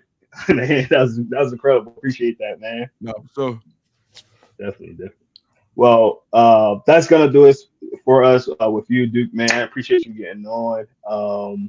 Appreciate you evaluating our list. We would love to have you on a couple of other times in the future, man. I want to see if these guys got any closing words that they want to say before you get off as well.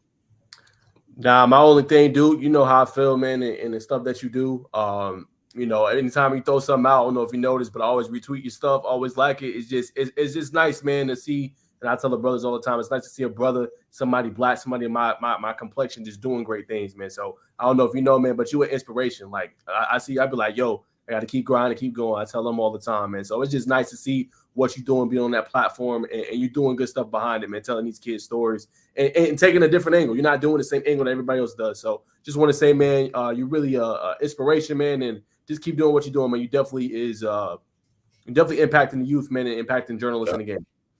Man, I appreciate it, man. That's good to know, man. That just put me on my own list, man. I appreciate it, my boy. Yes, sir. Sure. Nah, for sure, brother. We appreciate you, man. Especially, it's always good to see a brother doing it big from the South Side, you know?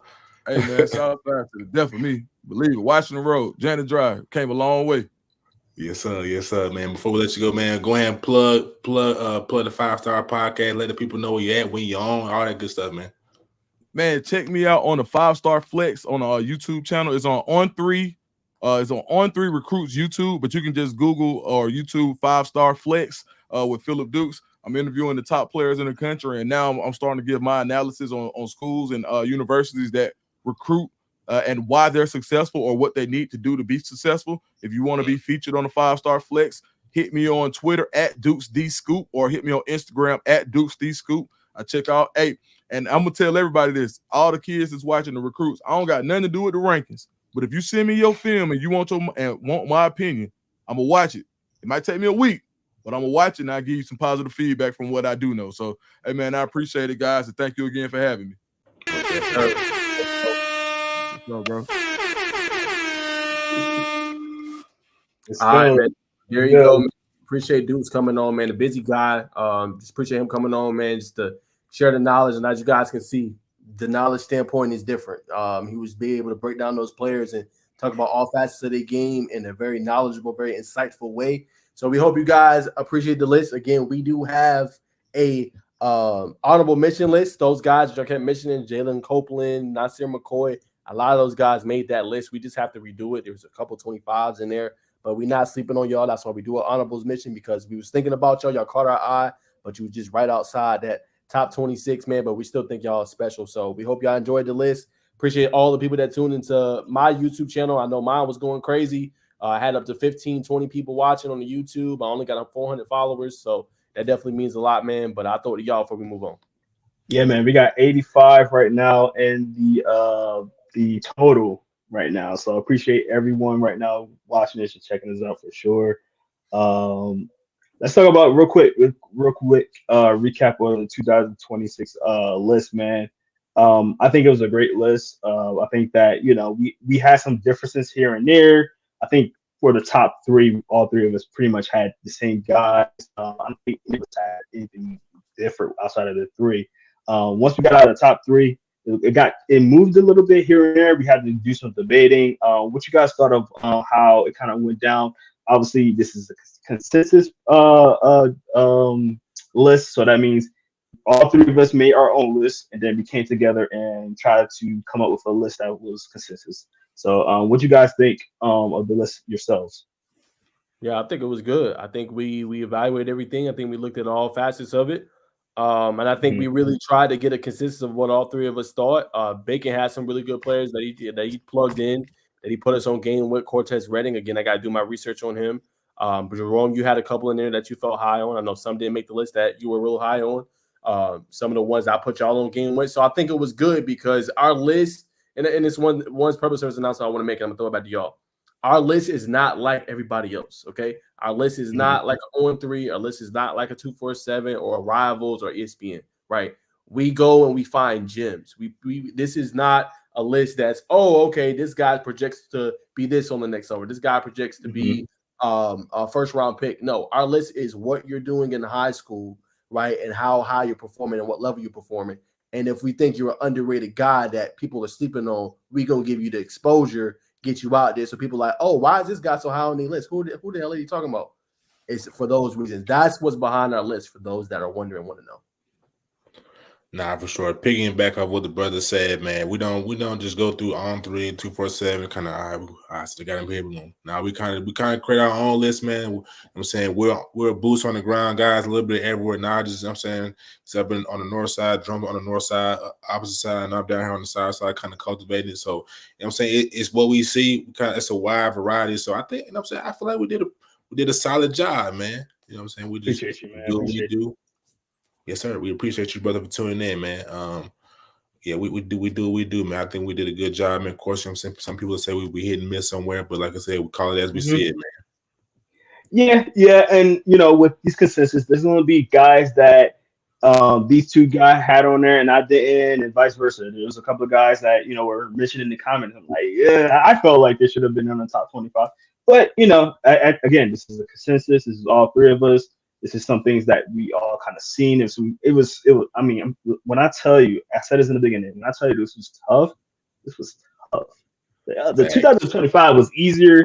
I'm not gonna say that wasn't hard. That was hard too. But this 2026 is that. So it was hard for us to even have people off of it and people in the honorable mentions that it was just like, man, you wanted to fit them in there so bad. I'm telling you. So don't feel like down about yourself if you wasn't on this list, or it's all love. It's all love. We want to see everybody do good, but at the end of the day, it was just 26. It's 26, and it's hard to do in a state of 8 million people. Man, come on. So making a list of 26 in a whole state of Georgia. That was definitely a tough deal to do. But I hope this list helped some guys realize, like, man, I'm a gem. I'm gonna put my name out there. I'm gonna get myself out there and show them, hey, I belong in this list. So, and that's the part I'm most excited about. I really am. We appreciate y'all calling us out, though, man. Keep us, you know what I'm saying? Love it. Love it. Keep it coming. We appreciate it. Be honest. That's all we need. All right, let's get to our next topic, guys. Yes. Yeah, go ahead, Jerome. So Friday Night Lights, man, and this was my third one. This is Route King's showcase, and it's in Douglasville. He does a great job of this every year. He puts a lot of kids on. I believe this was the camp that really helped Inside the Hashes out. This was the camp where we got to see kids like Mike Matthews and Jalen Crawford and all those high top players. They was all at this camp, man. They was all at this camp. The first one, they was all at this camp. and they wasn't like highly regarded players like they are now. You get what I'm saying? So this was a huge exposure camp. He brings King is, you know, I think at least the one of the best wide receiver coaches in the country, man. He trains NFL players. He just went over in London with Tyreek Hill, training him. Big names like that, AJ Terrell. All those players, man. He brings all those players out. So, huge event. Media was out there. Great vibes. You know what I mean? Like some of these camps be kind of like stale, and all right, cool. It's kind of stale, but hey, we can. Nah, these kids was out there balling. Like it was back and forth, and it wasn't like no a situation where things got a little out of hand and it was fighting. No, these kids was scrapping, but at the same time it was respect out there, and I loved it. And that all goes to Rock King, man. Alexander Hilton, one of the coaches at Douglas County, man. I can't say too much. I can't say enough about him, man. He's a great guy.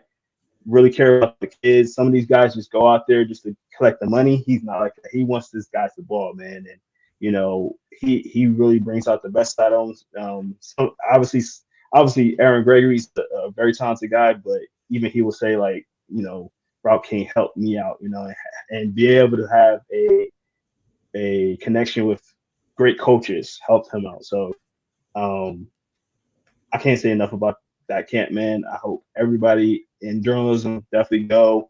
If you can't make it this year, try to make it next year. It's always on the top of my list. That's one of the camps that you just drop everything for, bro. He can tell me he's gonna have another camp tomorrow. I'm like, all right, I'm there. So Bacon, your first experience being there, I want to know how you thought about it and what's your thoughts. 10 out of 10, man. If you're heavy on the basketball scene, I would compare it to Tip Off Classic. Cameras is out. Every media outlet was out 247. Rivals On3, Sports Illustrated. You know what I'm saying? It was definitely a spectacle. Under the radar. Under the radar. Oh my goodness! Under the radar was out there, man. He came out and showed love, man. First time I was seeing, I was like, man, what? But what I'm saying, it was definitely big time. If you want exposure, if you're a recruit or athlete who wants to just see what it feels like, you know what I'm saying, you may come out to get ruffled up, but that's where you become stronger in the fire. So if you're trying to get better, if you want to get the looks, that's where you need to be at. Friday Night Lights, Rock King annual event.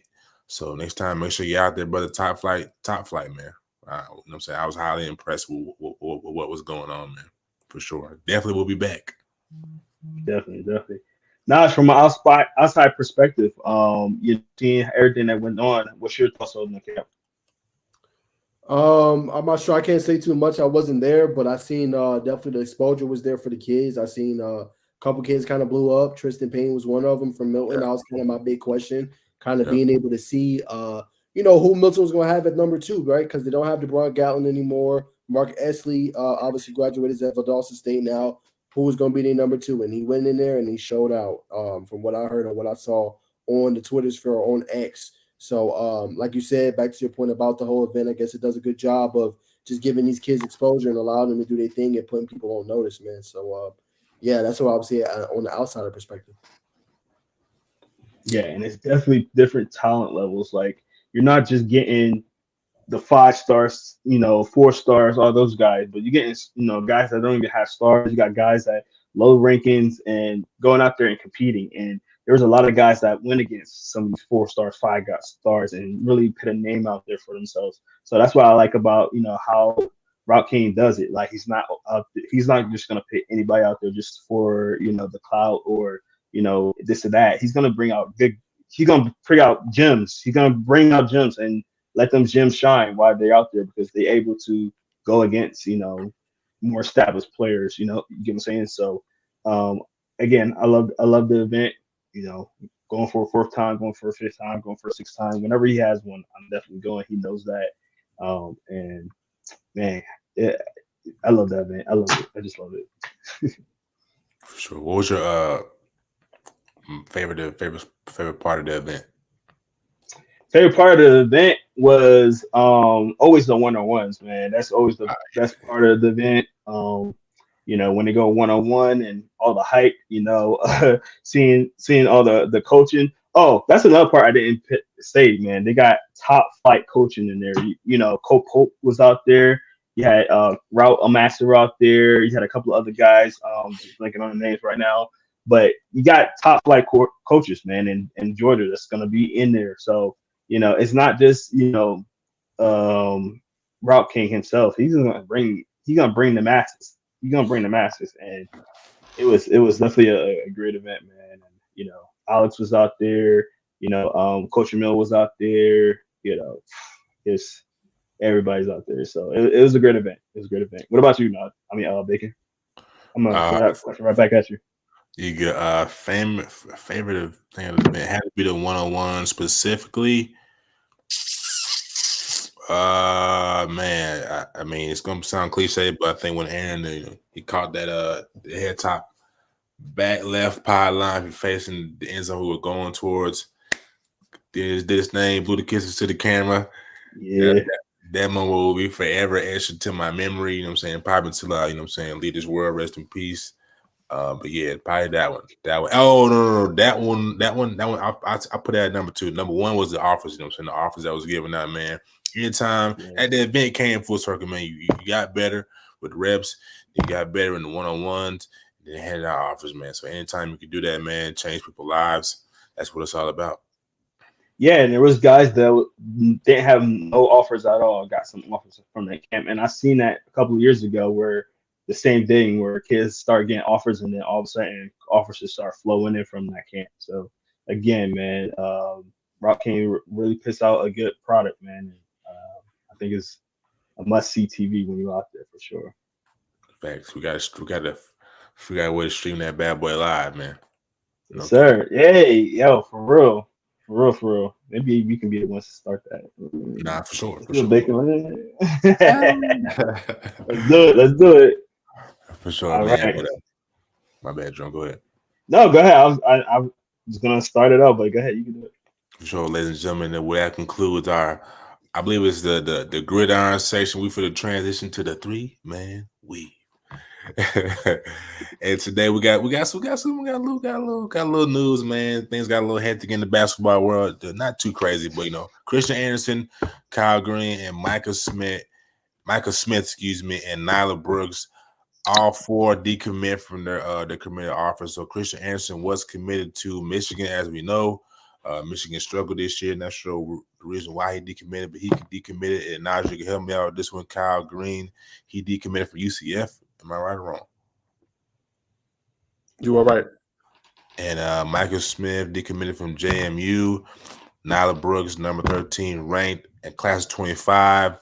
Female hooper decommitted from Tennessee, man. So, Naj, I'm going to pass it to you, man. Which one of these 4 were more shocking? I think for me, probably Kyle Green. Just because I know he's raved about the university, liking the direction they were going. And he just seemed like he was a good fit for their program. Christian Anderson makes sense because Michigan fired their head coach, Juwan Howard. So new head coach, usually that's going to mean recruits are going to leave. They don't really go to get coached by the coach that's there. They don't go for necessarily the program. They go to get trained, get developed, learn from a great. Same thing with Michael Smith. Had a really good relationship with JMU. He took the job somewhere else. So, I mean, that makes sense. Originally going in, you got recruited by a certain coach. You expected to be coached by that coach when you go off to school. So those two to me made the most sense for why he decommitted. Kyle Green was more of a surprise. Most definitely. I'm gonna read what Nyla said about her reason for decommitment. After thoughts of consideration and discussion with my family, I want to express my gratitude to the Lady Vols Nation considering me for the team. Being considered by such a prestigious program is an honor, and I thank God for that. However, I've decided to keep my options open. Given the recent events, I am reopening my recruitment. I haven't ruled out Tennessee as a student athlete. I feel it's important to explore other opportunities for my future. I appreciate the support of the coaching staff and everyone involved with the Lady Vols Nation. Hopefully, I have the chance to visit Knoxville officially in the future. Excited for what lies ahead. Future recruiting contact, please contact me. Please contact my high school head coach, Keisha Walton. So, yeah. Yeah, I think it's tough with Harper being out, getting fired. It's interesting. I mean, obviously, she's had a high-end talent, Raquel Williams. Obviously, going to be a lottery pick in the WNBA draft. But I think it's tough because, like, Pat Summitt, to me, seemed like she had a little bit of a longer reach, kind of like she was able to kind of figure it out. I feel like they cut ties a little bit too early. Like she didn't win her first championship, I think 12 years in maybe, and that coach has a better winning record at that time. If you look at both of their careers and compare, obviously she's no Pat Summitt, but I think sometimes you got to let the coach grow and get into her own. So, I think it's tough. Obviously they're going to move on, but I think they should have let her, kind of figure it out another couple of years. And then by like year 8, if it's nothing, the same thing, then I would have moved on. But I think they was trending in the right direction. But they made it to the Sweet 16 this year? Yeah, they nearly should have beat, if you can make the argument, South Carolina in the SEC championship game. Yeah. So, I mean, semis. For whatever reason, that's just the name of the business, man. So here today, gone tomorrow. That's why you got to make every moment count, like we've been saying, like we said earlier. And then we'll transition to the latest On3 top 25 rankings. I'm gonna get this thing pulled up. Man, you gotta get it ready before we get to the topic, man. It's already ready, brother. It's already ready. Is it? Yeah, man. You don't see it? Check your Wi-Fi, brother. Nah, it's not ready, bro. Not my Wi-Fi. It's not my Wi-Fi. Apologies. On3. That's my Wi-Fi is doing all this, by the way. You said what, brother? Say my Wi-Fi is doing all this, huh? Hey, man, we are here, ladies and gentlemen. So we got at number 1, Cam Boozer, Darren Peterson, Caleb Wilson at 4, P at 5, Malik Thomas at 6, Darius Acuff at 7, Isaiah Harwell at 8, Bryson Tiller at 9, Jalen Harrelson at 10, Jasper Johnson at 11, Trey McKinney at 12, Michael Brown at 13, Braden Burries at 14, Nate Ament at 15, Caden Boozer at 16, Mustafa Thiem at 17, Jameer Jones at 18, Florida boy, Will Riley at 19, and Darius Adams at 20. We'll stop at 20, man. The list looks like it's pretty much the same. The list is kind of coming into form, man. These guys are becoming seniors after this spring. So, I think we may see a little movement, depending on how the summer goes, spring and summer goes. But for the most part, I think this is pretty much concrete. I think Jasper's probably solid at 11. He may bump up a couple spots, but I like Jasper at 11. It's gonna be interesting to see. Well, let me ask y'all this, man. It's been some flip flop from Cam Boozer being the 1 to 2 spot. AJ is now the 1 spot. I think he's been the 1 spot now for probably going on maybe 5, 6 months, 4 or 5 months.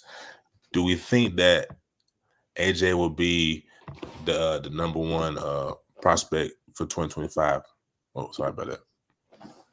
Yeah, no doubt. I don't think there's really no question. I think he's going to stay there unless barring a catastrophic injury. I think he's the best player in that class in the country. Can do a little bit of everything. He has good size, good length, good width. Probably is going to project to get a little bit more bulkier, probably when he gets on the college level. But yeah, I think he's unquestionably the top player.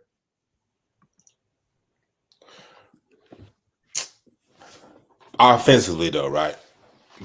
Offensive bag alone, I just think he's a little more versatile than Cam, which is why I believe they give him the nod. Defensively, how do you feel, Nash?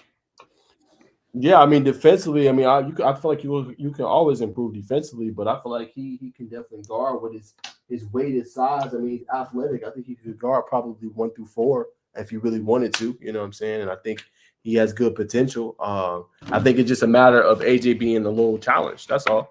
Not challenged like he can't do it, but challenged in a way like he continues to go up against the top talent. But when he does, he always holds his own.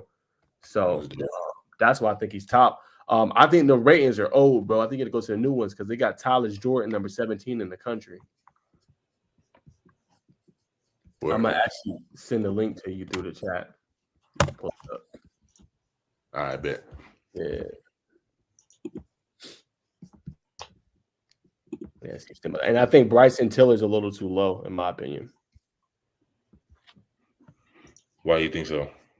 I think his game has improved. I think from the last time we seen him at tip-off, I think he can pretty much do anything you need him to do offensively. 3-level scorer, can create offense not for just himself but for others. In the clutch, he can take and make big-time shots. He's a playmaker. He can defend at a high level. I think he should be higher than what he is.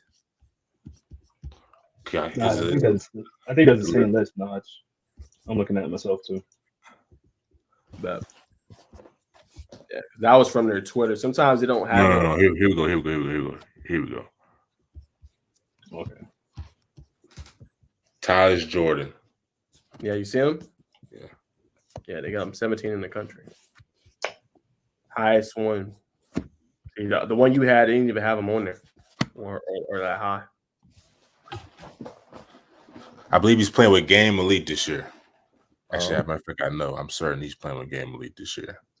Was that Nike or Adidas? That is Adidas 3SB. Oh, okay, so he's on 3SB. And I believe, I'm sure he'll be at the Tip-Off Classic this weekend. But we're gonna talk about Caleb Wilson. Actually, let's talk about Caleb Wilson and Tyler Jordan, man. Let's compare the two. I think Caleb Wilson is the overall better player. Tyler's, I believe, is gonna have a big. He's gonna shoot up this board come in probably. You know, what I'm saying we're in April right now. Probably around June, he'll probably shoot up this board. Probably around definitely. And around the 10 spot, you know what I'm saying, a little long, wiry, similar to Caleb, long, wiry, high motor, knocks down tough buckets. It's got some upside on the defensive end. The shot making ability is one I'm going to have to see. Caleb Wilson is going to hit a lot of tough buckets, but it's going to be interesting to see how he fares, man. What you think, Nash? Yeah, I think that the nod goes to Wilson. And at the moment as the top player in the state of Georgia, I think Tyler can definitely do that. I think as far as just leap and bounds, I feel like he did that for himself last summer, going from pretty much unranked to ranked, coming into the season as a 4-star and having a whole bunch of recruiting service that on him. So I think he's taking probably the biggest leap that you're going to see him take, not far as his skill level or his talent, but in terms of ratings, I think so. But yeah, I mean, same thing. I think offense comes a little bit easier for Caleb Wilson. I'm not saying that it doesn't for Tyler, but I want to see kind of how he develops. Obviously, he can slash, get to the rim, dunk on people. He's a good offensive rebounder, defends at a high level, blocks shots, can guard your best perimeter defender, and also can lock down the paint. But I just want to see kind of just what creativity he has shot making wise, because he with his size, he can project as he's obviously a power 4, 6'9". You just don't want to project as a only offensive rebounding type of big and then defending. Like, I think if he can add a little bit, things to his skill, he has a nice handle. If he adds some extra things to the repertoire, I think he has a bright future. So I think that's the only thing that stands in him being probably a star on the next level, is just seeing if he can create that offense that Caleb can do. No matter who's guarding him, he can go get himself a bucket. Facts. I've heard some similarities between Tyler and Ace's game. Obviously, being 6'9", I believe he has a little low post game as well. Like I said, it remains to be seen. I got this weekend. If I go to the classic, it'll be the first time I've seen him in person. I know Nas, you seen him in person at the Double Trouble event. Yes, I did, and he was hooping. Now we got to talk about a little bit about the offers, man. Obviously, you know what I'm saying. We see AJ with the he's the guy that On3 that got him leaning towards the Auburn. Caleb Wilson leaning towards Auburn. If they solidify those two right there, man, I think it's gonna be tough to beat them, man. Having two big wings like that, man, who can do it all. I don't disagree with you. I mean, I definitely agree. You got two that can do it all. I mean, obviously they always going to get. They're going to always get kind of the looks and stuff like that. But it's just all about what you could do in the tournament. Obviously, like we said, we talked about adaptability. Can Auburn, can Kentucky adapt a little bit and getting that veteran talent, but then bringing in these guys like this and have them ready to play year one.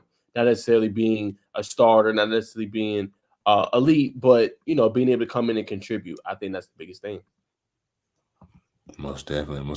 That being said, we will transition to the next topic for the 3-man weave. Recruiting the elite, reacting to the Elite 8 women's matchups, men's and women's. I think it's only right we start with the women's first, having a lot of the magnitude. Last night, we saw LSU get upset by. We gonna say upset. We'll say got beat by Iowa at a preceding game. USC. They fell to Paige Buckers and company to UConn. Got to start with LSU first, man. I'll say this and I'll pass it to you now. I feel like Coach Kim, man. I feel like she kind of, well, first and foremost, she let Caitlin Clark get too comfortable. We didn't see her we didn't see LSU start blitzing Caitlin until really a minute left on the clock. It should have blitzed her a lot more. You can't let her get comfortable. Well, she likes to go left. You can't let her go left and get to her spots. So that was a big takeaway for me. And you should have let. I mean, I ain't gonna say you should have let. I would have liked to see Flojo,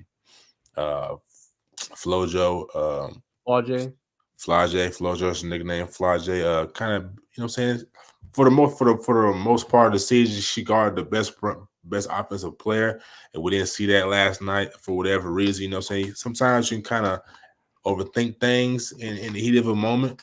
But I think, you don't think so? Just not even a little bit. Nah, she's got significantly quicker feet than Madeline Short. Listen to me. I don't disagree with you. I 100% agree. The problem. I know what you're about to say about Caitlin. I know. Did you see where the hell she was pulling up from? I understand that, but if you bring a double team and extend that, I'm not saying you're wrong, but to say that she was going to single-handedly stop her, no. No. It's a team effort. I agree with you. So what Coach Mulkey did wrong was she let Caitlin get comfortable early. Back to your point, right? You let her go to the rim and get an easy bucket. You let her see the ball go through the net. You let her get a couple and ones early. Then it's over. You know what I'm saying? It's a wrap. Yeah. So back to your point, yeah. But when you're doing your defense, think about this, Bacon. Obviously, with your astute knowledge that you got in basketball, you got to throw. You got to throw different defensive coverages, right? You can't just put the problem with Coach Mulkey. Even if you put Flage on her, Caitlin gonna figure that out. She's gonna figure out how to wait. It would have been tougher, but she still is gonna figure out a way to beat that. You have to, like you said, Bacon, make them feel uncomfortable. You got to throw different things: 2-3 zone, a 1-3-1, a 1-2, a 1-2-2. You got to throw different things. That's what made it so tough. That's what made Iowa so good, right? They usually run zone, but then they switch it up, throw different looks. Like I feel like that's what Coach Mulkey lacked. That it was one defender the whole time. Either it was going under the screen and she got hot, and after that it was over. But back to your point, you got to throw different things. So you could have Flage on her most of the time. You could have threw Van Lith on her, like you said, blitzing her. Just throw her different looks so she don't feel comfortable. She don't never know what you're gonna do. But I don't feel like she did that in the game. I think that's what she lacked. Now Flage could have helped. But even if you would have did one-on-one, I think it would have still been the same outcome. Maybe not 41, but she still would have got a 30-piece. 30 pieces game is winnable. I agree with you, Nudge. Sorry. Go ahead, Drum. Go ahead. I was gonna say I agree with you, Naj. The only thing is I agree with Bacon in a sense too, but like you gotta put Flojay on her early. That was the thing because once she start getting enough flow, like you said, Naj, it'll make it tough. And I think if you would have put Flojay on her and then start mixing up the looks, that would have been a different thing. But you can't let young girl, I forget her name, be on her almost the entire time, just cooking her the entire time. Like, bro, what are you doing? You gotta put your best player on your best players. And I think that was kind of a flawed game plan from the beginning. You gotta put your best on best and then start, after she start wearing down your best on best, then you start throwing things, different looks at her, and this and that. But like you gotta be best on best, especially in the magnitude of this game. So Facts. I want to point out what's the freshman's name? Michaela Williams. I think that we should have seen a little bit more of her being a primarily ball handler. You know what I'm saying? Run the offense, and I like Van Lith, and I know she'll be running the point for the whole time. But Michaela, I can't remember how many assists she had, but she, you know what I'm saying? She was one. She was hitting more perimeter shots. The offense looked better, kind of flowing through her a little bit in the half court settings. And I believe Van Lith only had 3 assists. You gotta let things flow. You gotta kind of be able to read and react. I'm not sure what was going on in the huddles. Another thing, whenever Reese, whenever she went down the ankle injury, things changed there. Before then, it was kind of all guns blazing. But once that injury hit, things kind of went down south. And of course, then when she fouled out, that was kind of like the pin to the balloon. If you've been watching some of the YouTube videos, that was it, man. But nonetheless. Shout out to Caitlin Clark. 41-12 is impressive, and it's gonna be interesting to see how they fare against UConn, man. So, kind of before we move on to the USC UConn, how do we feel about looking ahead to the LSU UConn game? Do we think that UConn has too much for Iowa for Iowa and company, or do we think they have a chance to go to the finals? I think it all just depends the game plan. I talked about on my day show today. It depends. Now, it's no disrespect to Coach Kim Mulkey. She's obviously great. She got four national championships. But we're talking about Gino Auriemma, right? We're talking about a legendary head coach. We're talking about considered the GOAT up into the recent era. We're talking about a coach that won 4 in a row, right? So he's going to know what to throw at you to make you feel uncomfortable. You're not going to have these same questions that you had today that you're asking about Coach Mulkey. You're not going to be asking that about Coach Auriemma, right? So I think you got a team that's hungry in UConn that felt like they were slept on. That's coming. Paige Booker, she's been hurt the last 2 years. Finally is healthy, and you're seeing what she's able to do is upped her average from 7 to 8 points to 28, averaging 20 in the season. So it's just going to depend on the players outside of Caitlin Clark. In that game, when you go back to it, I give a lot of credit to O'Grady. Obviously, I know you said that Angel Reese got hurt with the ankle injury, but she was coming back and still was firing. But O'Grady against her, she ended up going 6 to 8. She went 1 for 12 most of the rest of the game. Now, I'm not saying that's just her. Obviously, she was missing shots, but she played great defense. So I only bring it up to say other players are going to have to step up for Iowa. It cannot be the Caitlin Clark show, right? She got a lot of help in that game as well. 2 scores had 20 points as well. So you got to be able to get all ends in. If you're going to beat UConn, your players, Shuffler, all of them, they got to step up. They got to hit knockdown shots. Your big man, Sulky, she got to be able to hit easy things around the basket. You got to be able to make them pay because Clark's going to probably get double, and she's a good passer. So she's going to find the open man. You got to be able to hit them shots. Most definitely. As we seen last night when they had when they played against Juju, man, they definitely made it tough for her, blister at times. So I think that's what she's going to see, man. That's going to be on Iowa's coach to kind of get them prepared. But moving on, UConn versus USC. What's your thoughts, brother? Yeah, I think back to what you said. I think they just had a good game plan. I mean, USC made some runs, but they had a good game plan against Juju. They were physical with her. Obviously, she felt like the whistle was not in her favor. She felt like there was a little more physical. She just got more fouls, but I felt like it was a great learning experience for Juju. But shout out to Paige, man. Paige was doing her thing, getting to her spots on the floor, and she showed a complete package in that game, hitting mid ranges, hitting the 3-point shot, facilitating for her teammates. I mean, she was doing everything that you needed her to do and be a leader for that team. So excuse me, I just think I think it was a great experience, and I think it lived up to the hype. Obviously, the score got a little bit out of hand at the end, but I thought Juju did all she could with her talent, and I think she really put them back on the map. As I said early on in the show, I just think they have not been really like an elite program since Cheryl Miller. When you look at Final Fours, winning the national championship, and she has them back in that conversation. Most definitely. I want to give a shout out to Forbes, man. She had a phenomenal. She had a phenomenal season, man. I know she kind of struggled from the field, went 8 for 22 along with Juju 9 for 25. But I'm saying to put up 24, 29 points in a game of that magnitude is impressive. The key to this game, obviously, Paige Buckers, but to me, the unsung hero, I believe, was Aaliyah Edwards. Really providing that low post presence for them, which are going to pay dividends next round against Iowa, because they don't really have a big, right? I believe she would. Let me see how tall she is real quick. 6'3", you know what I'm saying? That's a significant height, man. She's going to end it. How many rebounds she had? 6 rebounds, 1 block. That says it all right there, man. Just being able to be a chairman of the board, really control the low post interior, knock down free throws, 10 for 14, really get inside, draw fouls.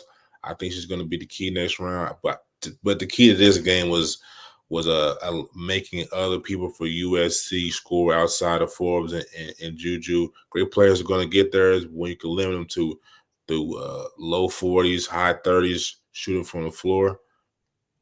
That's it, man. The numbers do not lie. So looking ahead, man, I think I'm going to take UConn in the championship, most likely going up against South Carolina. For the men's, I'm going to go Iowa. Yeah, Iowa, South Carolina. I think we're going to get one of the best Final Fours we've seen in a while, just as far as that matchup. I think it's going to live up to the hype. I think it's going to be a back and forth affair, and I think they're going to be going back neck and neck. You think, how many points you think Caitlin's going to get?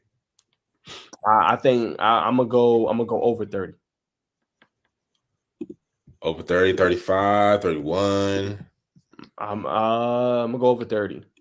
Hard to say. Right. I'm going to go. You good. I'm gonna split head with, like I said, I like UConn. I think Aaliyah Edwards is gonna be the key to their success, man. But anyway, transition to the men's. Let's start with I'm on the wrong one. I'm getting ahead of myself. Real quick before we go to men's, what were your thoughts on Angel Reed's comment? What was her comments, brother? Did she say go ahead? No, go ahead. Let me hear your point. No, I thought she said something on the lines of we got out coached or something like that, right? It definitely did. Similar. No, she was she was talking about like how she was human too, Bacon. Oh yes. Oh yeah. Socialized and kind of how she received death threats and stuff like that, and how she was crying at the end. Just what are your thoughts on that? That's from a black man perspective. Man, it's no I mean, this has been going on since the beginning of in the integration of sports. Jackie Robinson, you can even bring up the great Bill Russell. Not many people know. When he was playing in Boston, he got death threats. They even broke into his home, defecated in his bed. So it's unfortunate that these things keep reoccurring, but that's just what's come along with just being an African American or black person in sports. I feel like she was being very transparent. I commend her for saying that.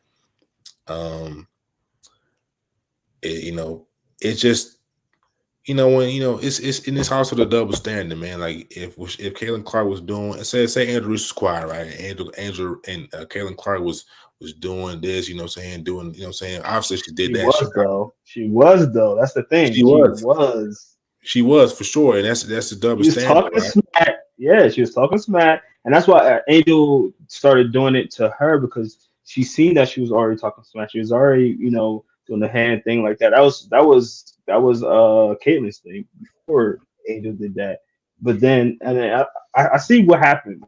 I agree with what she's saying, and I could see that happen because the backlash after that game, everybody was like, "She's a bully. This is that." I'm like, Caitlin was doing the same exact thing all season long, but nobody was saying nothing about it. So it is a double standard to it, and I do feel bad for her.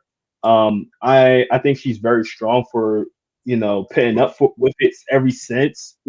Obviously it sucks that she's mentioning it now after a loss, that part sucks because now it's just like, oh, she's saying that because she's emotional and she just lost the game. Now it's kind of making it seem like she's just asking for the pity game. But like she was going through that since that game, So like Twitter, I'm on Twitter a lot. Twitter was going crazy after that game. Like that's literally all you heard for like 3 days straight. So I don't disagree with her, and I don't think that I think that is what happened.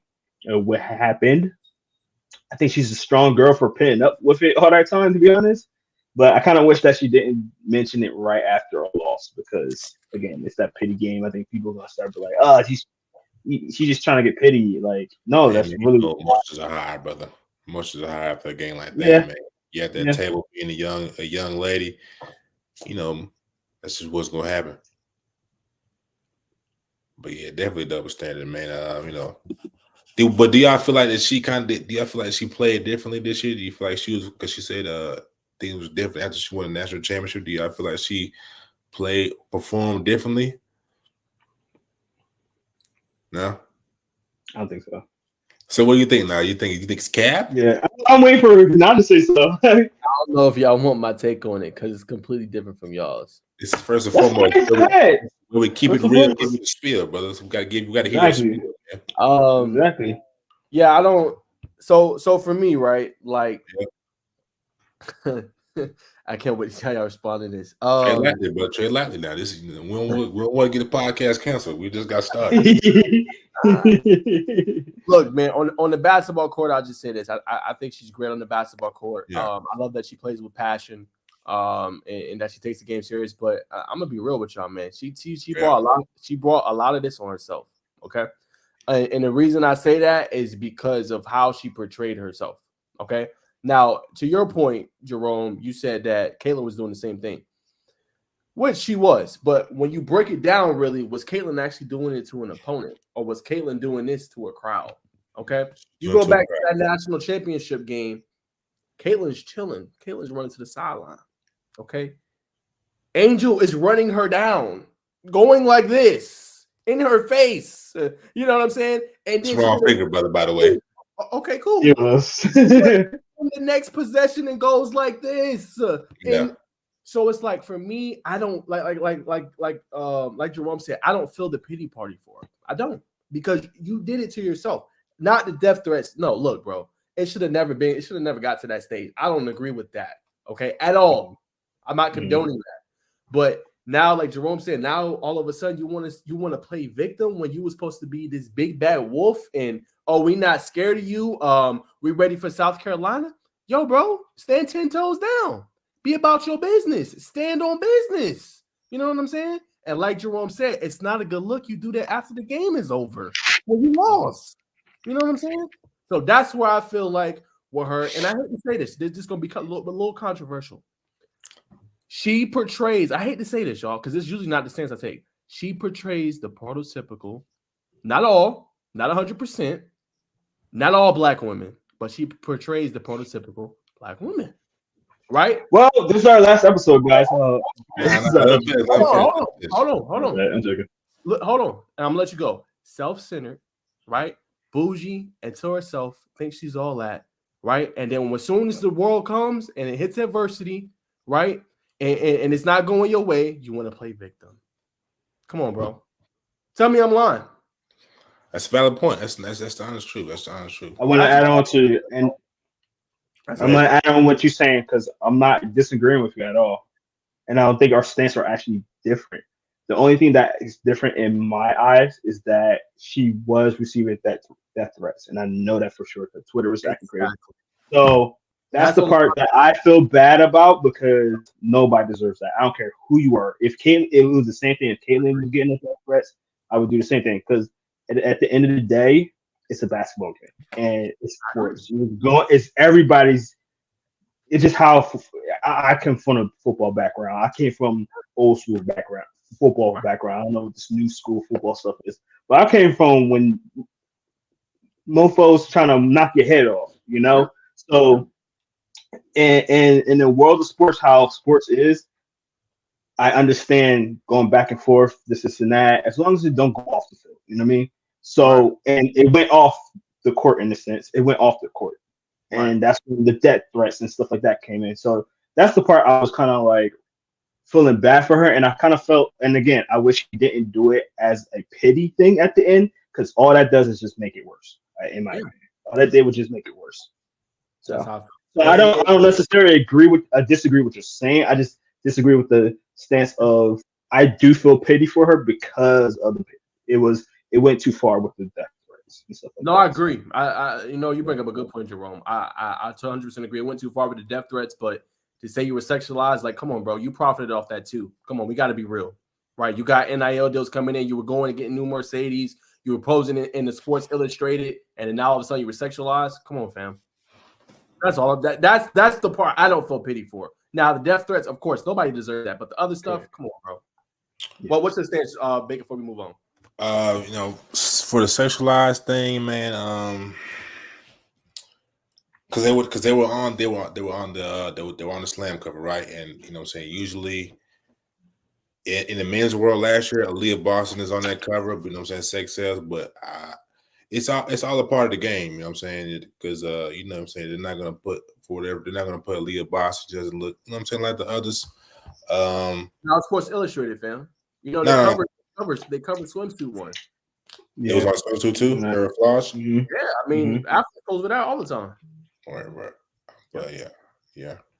To your point about the black woman thing, I get what you're saying, and I do agree with that. However, I mean, you know, I don't know, bro. I don't know. I feel what you're saying. Though. That's a valid point. It's not that I don't like the sisters, bro. I love sisters. No, that's true. Sisters, I gotta just keep it 100 though. You know what I'm saying? That's how I feel. That's how I feel like she portrayed herself. Like, come on, man. You know what I'm saying? Just be authentic. If that's who you is, that's fine. Be you. But don't come back later and try to be like, oh well, I'm, you know what I'm saying, I'm this, I'm that now, and you know, I'm gonna play victim. Come on, bro. You know, stand on. No, Naj, answer me a question with that, just real quick, and I'm gonna end it on that.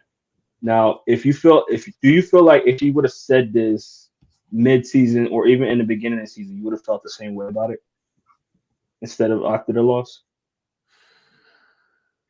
or even right after the championship game or something like that? I probably would have felt the same. I'm not gonna lie, because I feel like you kind of did it to yourself. Like, you put your you, in one token, she has helped advance the women's college basketball game. Just bringing the hype. I don't disagree, right? And I'm not saying you can't celebrate. I'm not saying you can't talk your smack. All I'm saying is the blatantness of your actions, your blatantness of doing it in somebody's face. You could have did that, man. She could have. Man, Burrow did it. Like, Burrow went just like this to the sideline of Ed Ogeron. Did he do it in Trevor Lawrence's face? No. Right. That's my thing with it, bro. If you're gonna do that and celebrate, talk your ish, you know what I'm saying? Do it to the crowd. Oh yeah, I'm him. What's wrong with? There's nothing wrong with that. That brings excitement. My thing is, though, you run it up into her face. That's the part I didn't like. You know what I'm saying? And then now all of a sudden it's, oh well, I've had to deal with this for a year now. Like you said, Jerome, why did it come up before? That's all I'm saying. That's the part I think like triggered a lot of people, to be honest. That's why I asked that question. Okay. We'll move on. No, that's for sure. It's a great conversation, I'm sure. I definitely enjoyed it. I feel like we should have more stuff like that on here. Now I see where y'all at, man. For sure. But we'll move on to the Alabama. They won narrowly over North Carolina, upsetting the 1 seed. Jerome, you want to start with you, brother? You're a Tar Heel fan. I'm sure you watched this game intensely. Yeah, listen. That game sucked because we lost, but it was a good game, and I'm always for good games. When Michigan lost, and I'm always going to bring it back to football, but when Michigan lost to TCU that 1 year, I thought I enjoyed that game. I thought it was such a great game. It was fun. You know, Michigan had a chance to come back. We just ran out of time, and that's just how I feel about the Tar Heel game. It ran out of time. You know, I wish. What's the starter name? Can you scroll down? I forgot his name. Sorry, their star player. To Alabama. Bayhawk. UNC. Oh, RJ. Yeah, RJ. Yeah, I wish he had a better game. He didn't have his best game that game. 4 for 20 for sure. 0 for 9 on 3-pointers, which is crazy for him. But yeah, he didn't have his best game, and I just when your star guy don't have the best game, the rest of the team got to step up. And again, it wasn't a bad game, but your star player had a bad game. Everybody else got to step up. I thought altogether it was just a good game. UNC started falling apart in the second half. I think that was the real big part of it, that they couldn't get it together at the end, and Alabama came back and beat them. So I never hit a good game, man. It was a good game. Duke lost, so I'm still happy. For sure, man. What I'm saying, I didn't expect y'all to lose on the glass or points in the paint, man. Well, excuse me, y'all were +3 on the rebounds. Points in the paint, I was down 4, but it was a solid game. Like you said, y'all underachieved your lead guard. What it is? Sorry, I got to ask him. Could y'all hear that? No, you good. Good. Yeah, y'all lead guard kind of let y'all down. 4 for 19, 4 for 20. Something like that. Yeah. But I like QB. But definitely I didn't watch this game. Did you watch the game, Nash? Yeah. But nonetheless, brother, y'all are going home. Moving on. Coach. Hey, it seems like all our favorite teams are home right now. So I think my boys were not the saddest. Nah, what's your team? I'm a Wildcat fan, brother. I don't have a college. I know you. I know you're a Kentucky guy. I know that. I think the biggest take. So before we get into this, actually, we'll do that. We'll do that after. So NC State, they moved on. They will be Professor Purdue, man. I'll start with you now. How do you feel about the Wolfpack prevailing and moving on to face Purdue? Yeah, I just think they got hot at the right time, man. A lot of people were saying there was reports that they weren't buying in, but everybody bought in, man, and they playing through their best player, which is DJ Burns, and they started an NCAA tournament. Them hitting that full court shot, man, being able to win and tie up the game, actually send it to overtime, and a big win. I think it was against Virginia potentially, and that changed their season, man. And now they're making a run, and now. They got some guys, man, that can shoot it from deep, and then they got a guy that's a beast on the block, man. It's just old-fashioned basketball, man. That's really what it is. You don't see that anymore. Get them the ball and let them go to work. You don't get on the block and go use your body and go use a drop step and float it over somebody. You don't see that anymore. The game has become shooting, and that's technically a bad shot according to analytics and stuff like that. But I like his game. It's smooth. Obviously, he's been in college basketball for a while, but just love his story. And for Duke, you got to be able to adjust, man. Like if he's killing you, he's killing Filipowski, he's killing Ryan, bro. It's the same thing we talked about with Monkey. You got to throw different looks at his way. Like you got to throw different. You got to blitz him. You got to throw different zones. Like you got to make him get different looks. If not, it's going to be easy money. So I think that's it. But they're going to be very, very dangerous. But I think they match with Purdue, man. I think Zach Edey's going to be a problem on the glass, rebounding. And I think they've met their match, but a phenomenal run for them. Sure. Did you what Burrs? Did y'all hear that he has some NFL interest? Yes, he does. Yep. He's saying though he would rather go and try to play basketball, even if that's overseas first. But he's not closed-minded. That's the per quote. That's tough. You know what I'm saying? They're definitely raving after him. I believe Pro days? Is it pro days or after the Final Four? Yes. Something like that. Yes. Yeah, so the Bucks got time. Obviously being 6'9" with that type of footwork. I know Shannon was talking about him that night. He's got some connections. Hey, brother, if you want to holler at me, I can get you down there with somebody 4 weeks that get you right. Hop on the P squad. They did the same thing with Antonio Gates. They got pinned out for him, but if he wants to chase the basketball thing, man, more power to him. I hope it all works out for you, but they got a spot for you on the gridiron, my friend. And moving on to the next segment of 3 Man, we're wrapping up, folks. Appreciate y'all tuning in, sticking with us through this whirlwind of a show. We talked about does Bama have a chance to beat UConn? Did we already talk about that? Does Bama have a chance to beat UConn? My personal opinion, I don't think they have a chance. I do think it'll be closer than most people what most people think. They go through the gauntlet of the SEC, which is very challenging this year. They made it to this point. I don't think they're going to get blown out. I think at worst, they get beat by 10, 15 points. That's very respectable in the game of basketball. But what I'm saying, what you think? What y'all think? I'm balling that same level. UConn's talented. I think what's going to be the answer for Klington? That's kind of the answer for them. He's being projected as high as the number 1 overall pick right now, along with like Alex Farr from France. So it's going to be interesting to see kind of where he lands. But he's just a problem. And it don't take much to get him going. He can get going on the defensive side of the ball, blocking shots. And then you got a guy like Tristan Newton can slow down the pace or pick up the pace and do his thing. And you got a cool, calm, collected guard, Stephon Castle, that can stretch the defense and also get other guys going. It's going to be tough, man. I agree with you. About 10 and 15.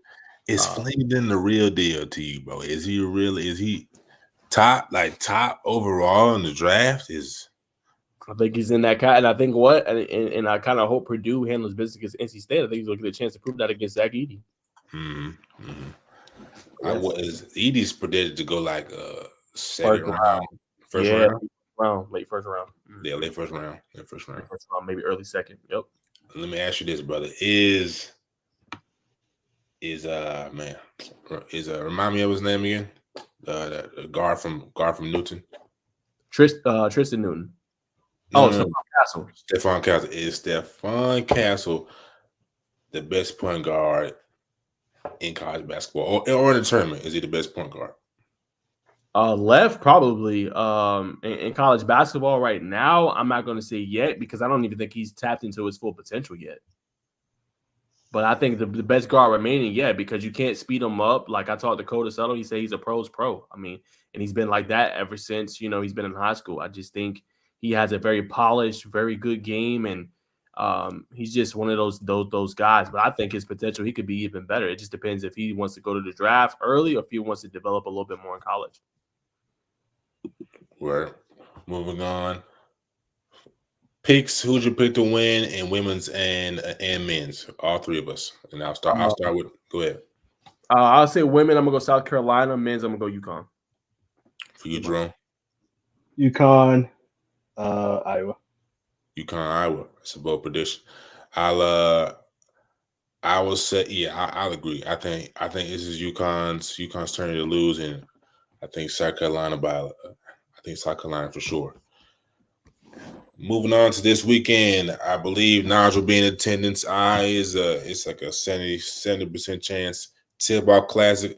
This will be your second time around at the Tip-Off Classic, my friend. What are you most looking forward to, are there any players that you are looking forward to see? Yeah, I kind of want to be able to see Tyler's a little bit more. I want to see some of the players on that circuit. I want to see some of these top end players. I know they're going to be there. I know probably not all because I know Chipotle Nationals are about to kick off right after the Under Armour game. So not every top talent is probably going to be there. But I just want to see some high-level basketball, man, to be able to see some of these kids play and play at a high level and just be able to go watch them. I think that's what I'm most looking forward to. It's a great event. Yeah. Same thing. Definitely Tyler's. I'm not sure. I should ask. Do you think Micah? I don't think we're gonna see Micah this. Nah, I doubt it. Yeah. Jalen Wingfield, I'm sure 85 is going to be in the building after that. After his dominant performance at this past weekend Rise tournament, he was one of the top performers. 6'7", been able to do it all. Can finish through you, over you, being at 6'7". His athleticism, I seen some athletic praise by your brother, man. So keep doing your thing. So definitely those two. Coach. Do you remember the name of the guard I tagged you in earlier? Coach Bonafide.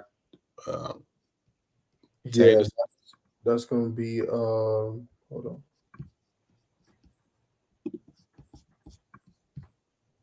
That's Sugar. Say it again. Sugar Eaton. Sugar Eden. He plays for the Atlanta Celtics.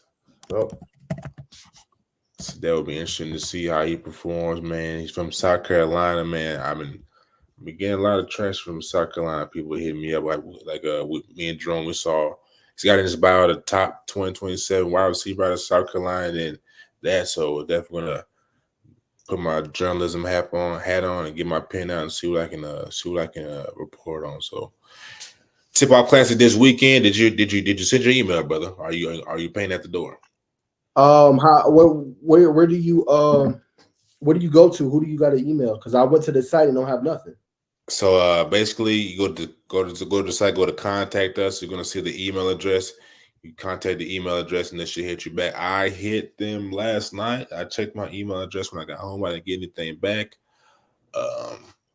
So we'll see. But we should be good. We should be good. Are you going? Because it sounds like you're not made up if you're totally going or not. I should be there. I should be there, brother. You know what I'm saying? We should be there. I'll definitely let you know in advance, but definitely fill out the email for sure. Because you know what I'm saying, $25. We throw that thing in the tank. But where will you be, Jerome? Are you going to be in the vicinity of Swanee Sports Complex, or are you taking this weekend off to edit? I'm taking this weekend off. I am so behind. I'm so behind myself, man. Nah, for sure. So this is definitely gonna be. I had events on events, and I had a lot of stuff going on. I do want to share this real quick though, because I just happened to go across Bronny, and obviously he just decommitted. But I mean, decommitted. But look what he posting. Look what he posting. Who are the Mountaineers? Mountaineers are the West Virginia. So Duke, Ohio State. Duke on here, Ohio State, Big West 12. Virginia, yeah, and then USC. I think that's the last one. Yeah. So that's funny actually. but yeah, man. You guys didn't hear about that. That's the biggest news that got on before we got on. And I just happened to run across Twitter, and he's posting himself in other jerseys right now. So he's playing the field right now. Playing the field. I like it. Who? Bronny James. Yeah, I already seen that. Yeah. Y'all got any quick predictions on where you think you're gonna go? That's too early. I'm gonna just say Ohio State because you know what I'm saying. He's got some roots there, but I don't think he goes to Ohio State for. Yeah, I'm not even sure. I have to go do some more research to be honest with you. I can't even give you a prediction. Not sure. Got you. I think USC. I'm thinking USC. UNC? USC. You think he's gonna go back home? Mm-hmm. I mean, yo. Yeah. Word. Yeah. But ladies and gentlemen, that'll conclude the 3-man weave. Appreciate y'all tuning into the basketball segment. But we got some wisdom for y'all. Don't go nowhere. What you got for us, Brother Jerome? Deacon Jerome. Deacon Jerome. Wow. All right. Let's see. I didn't prepare this week, so I'm just gonna go off the cusp. Just making those great connections, man. Being able to have those great connections, and I think this week was a big testament to knowing people and having access that I wasn't even like preparing to have. I never go into something with an agenda, but Brock King's a big source for me. I can ask him anytime or something, and he'll make sure that whatever I need is taken care of. He's a great guy, so being able to have this type of connections, the connections that we have with Duke now, very special. You know what I mean? He's talking about taking us out to go eat, and we can all chat and hug. You know what I mean?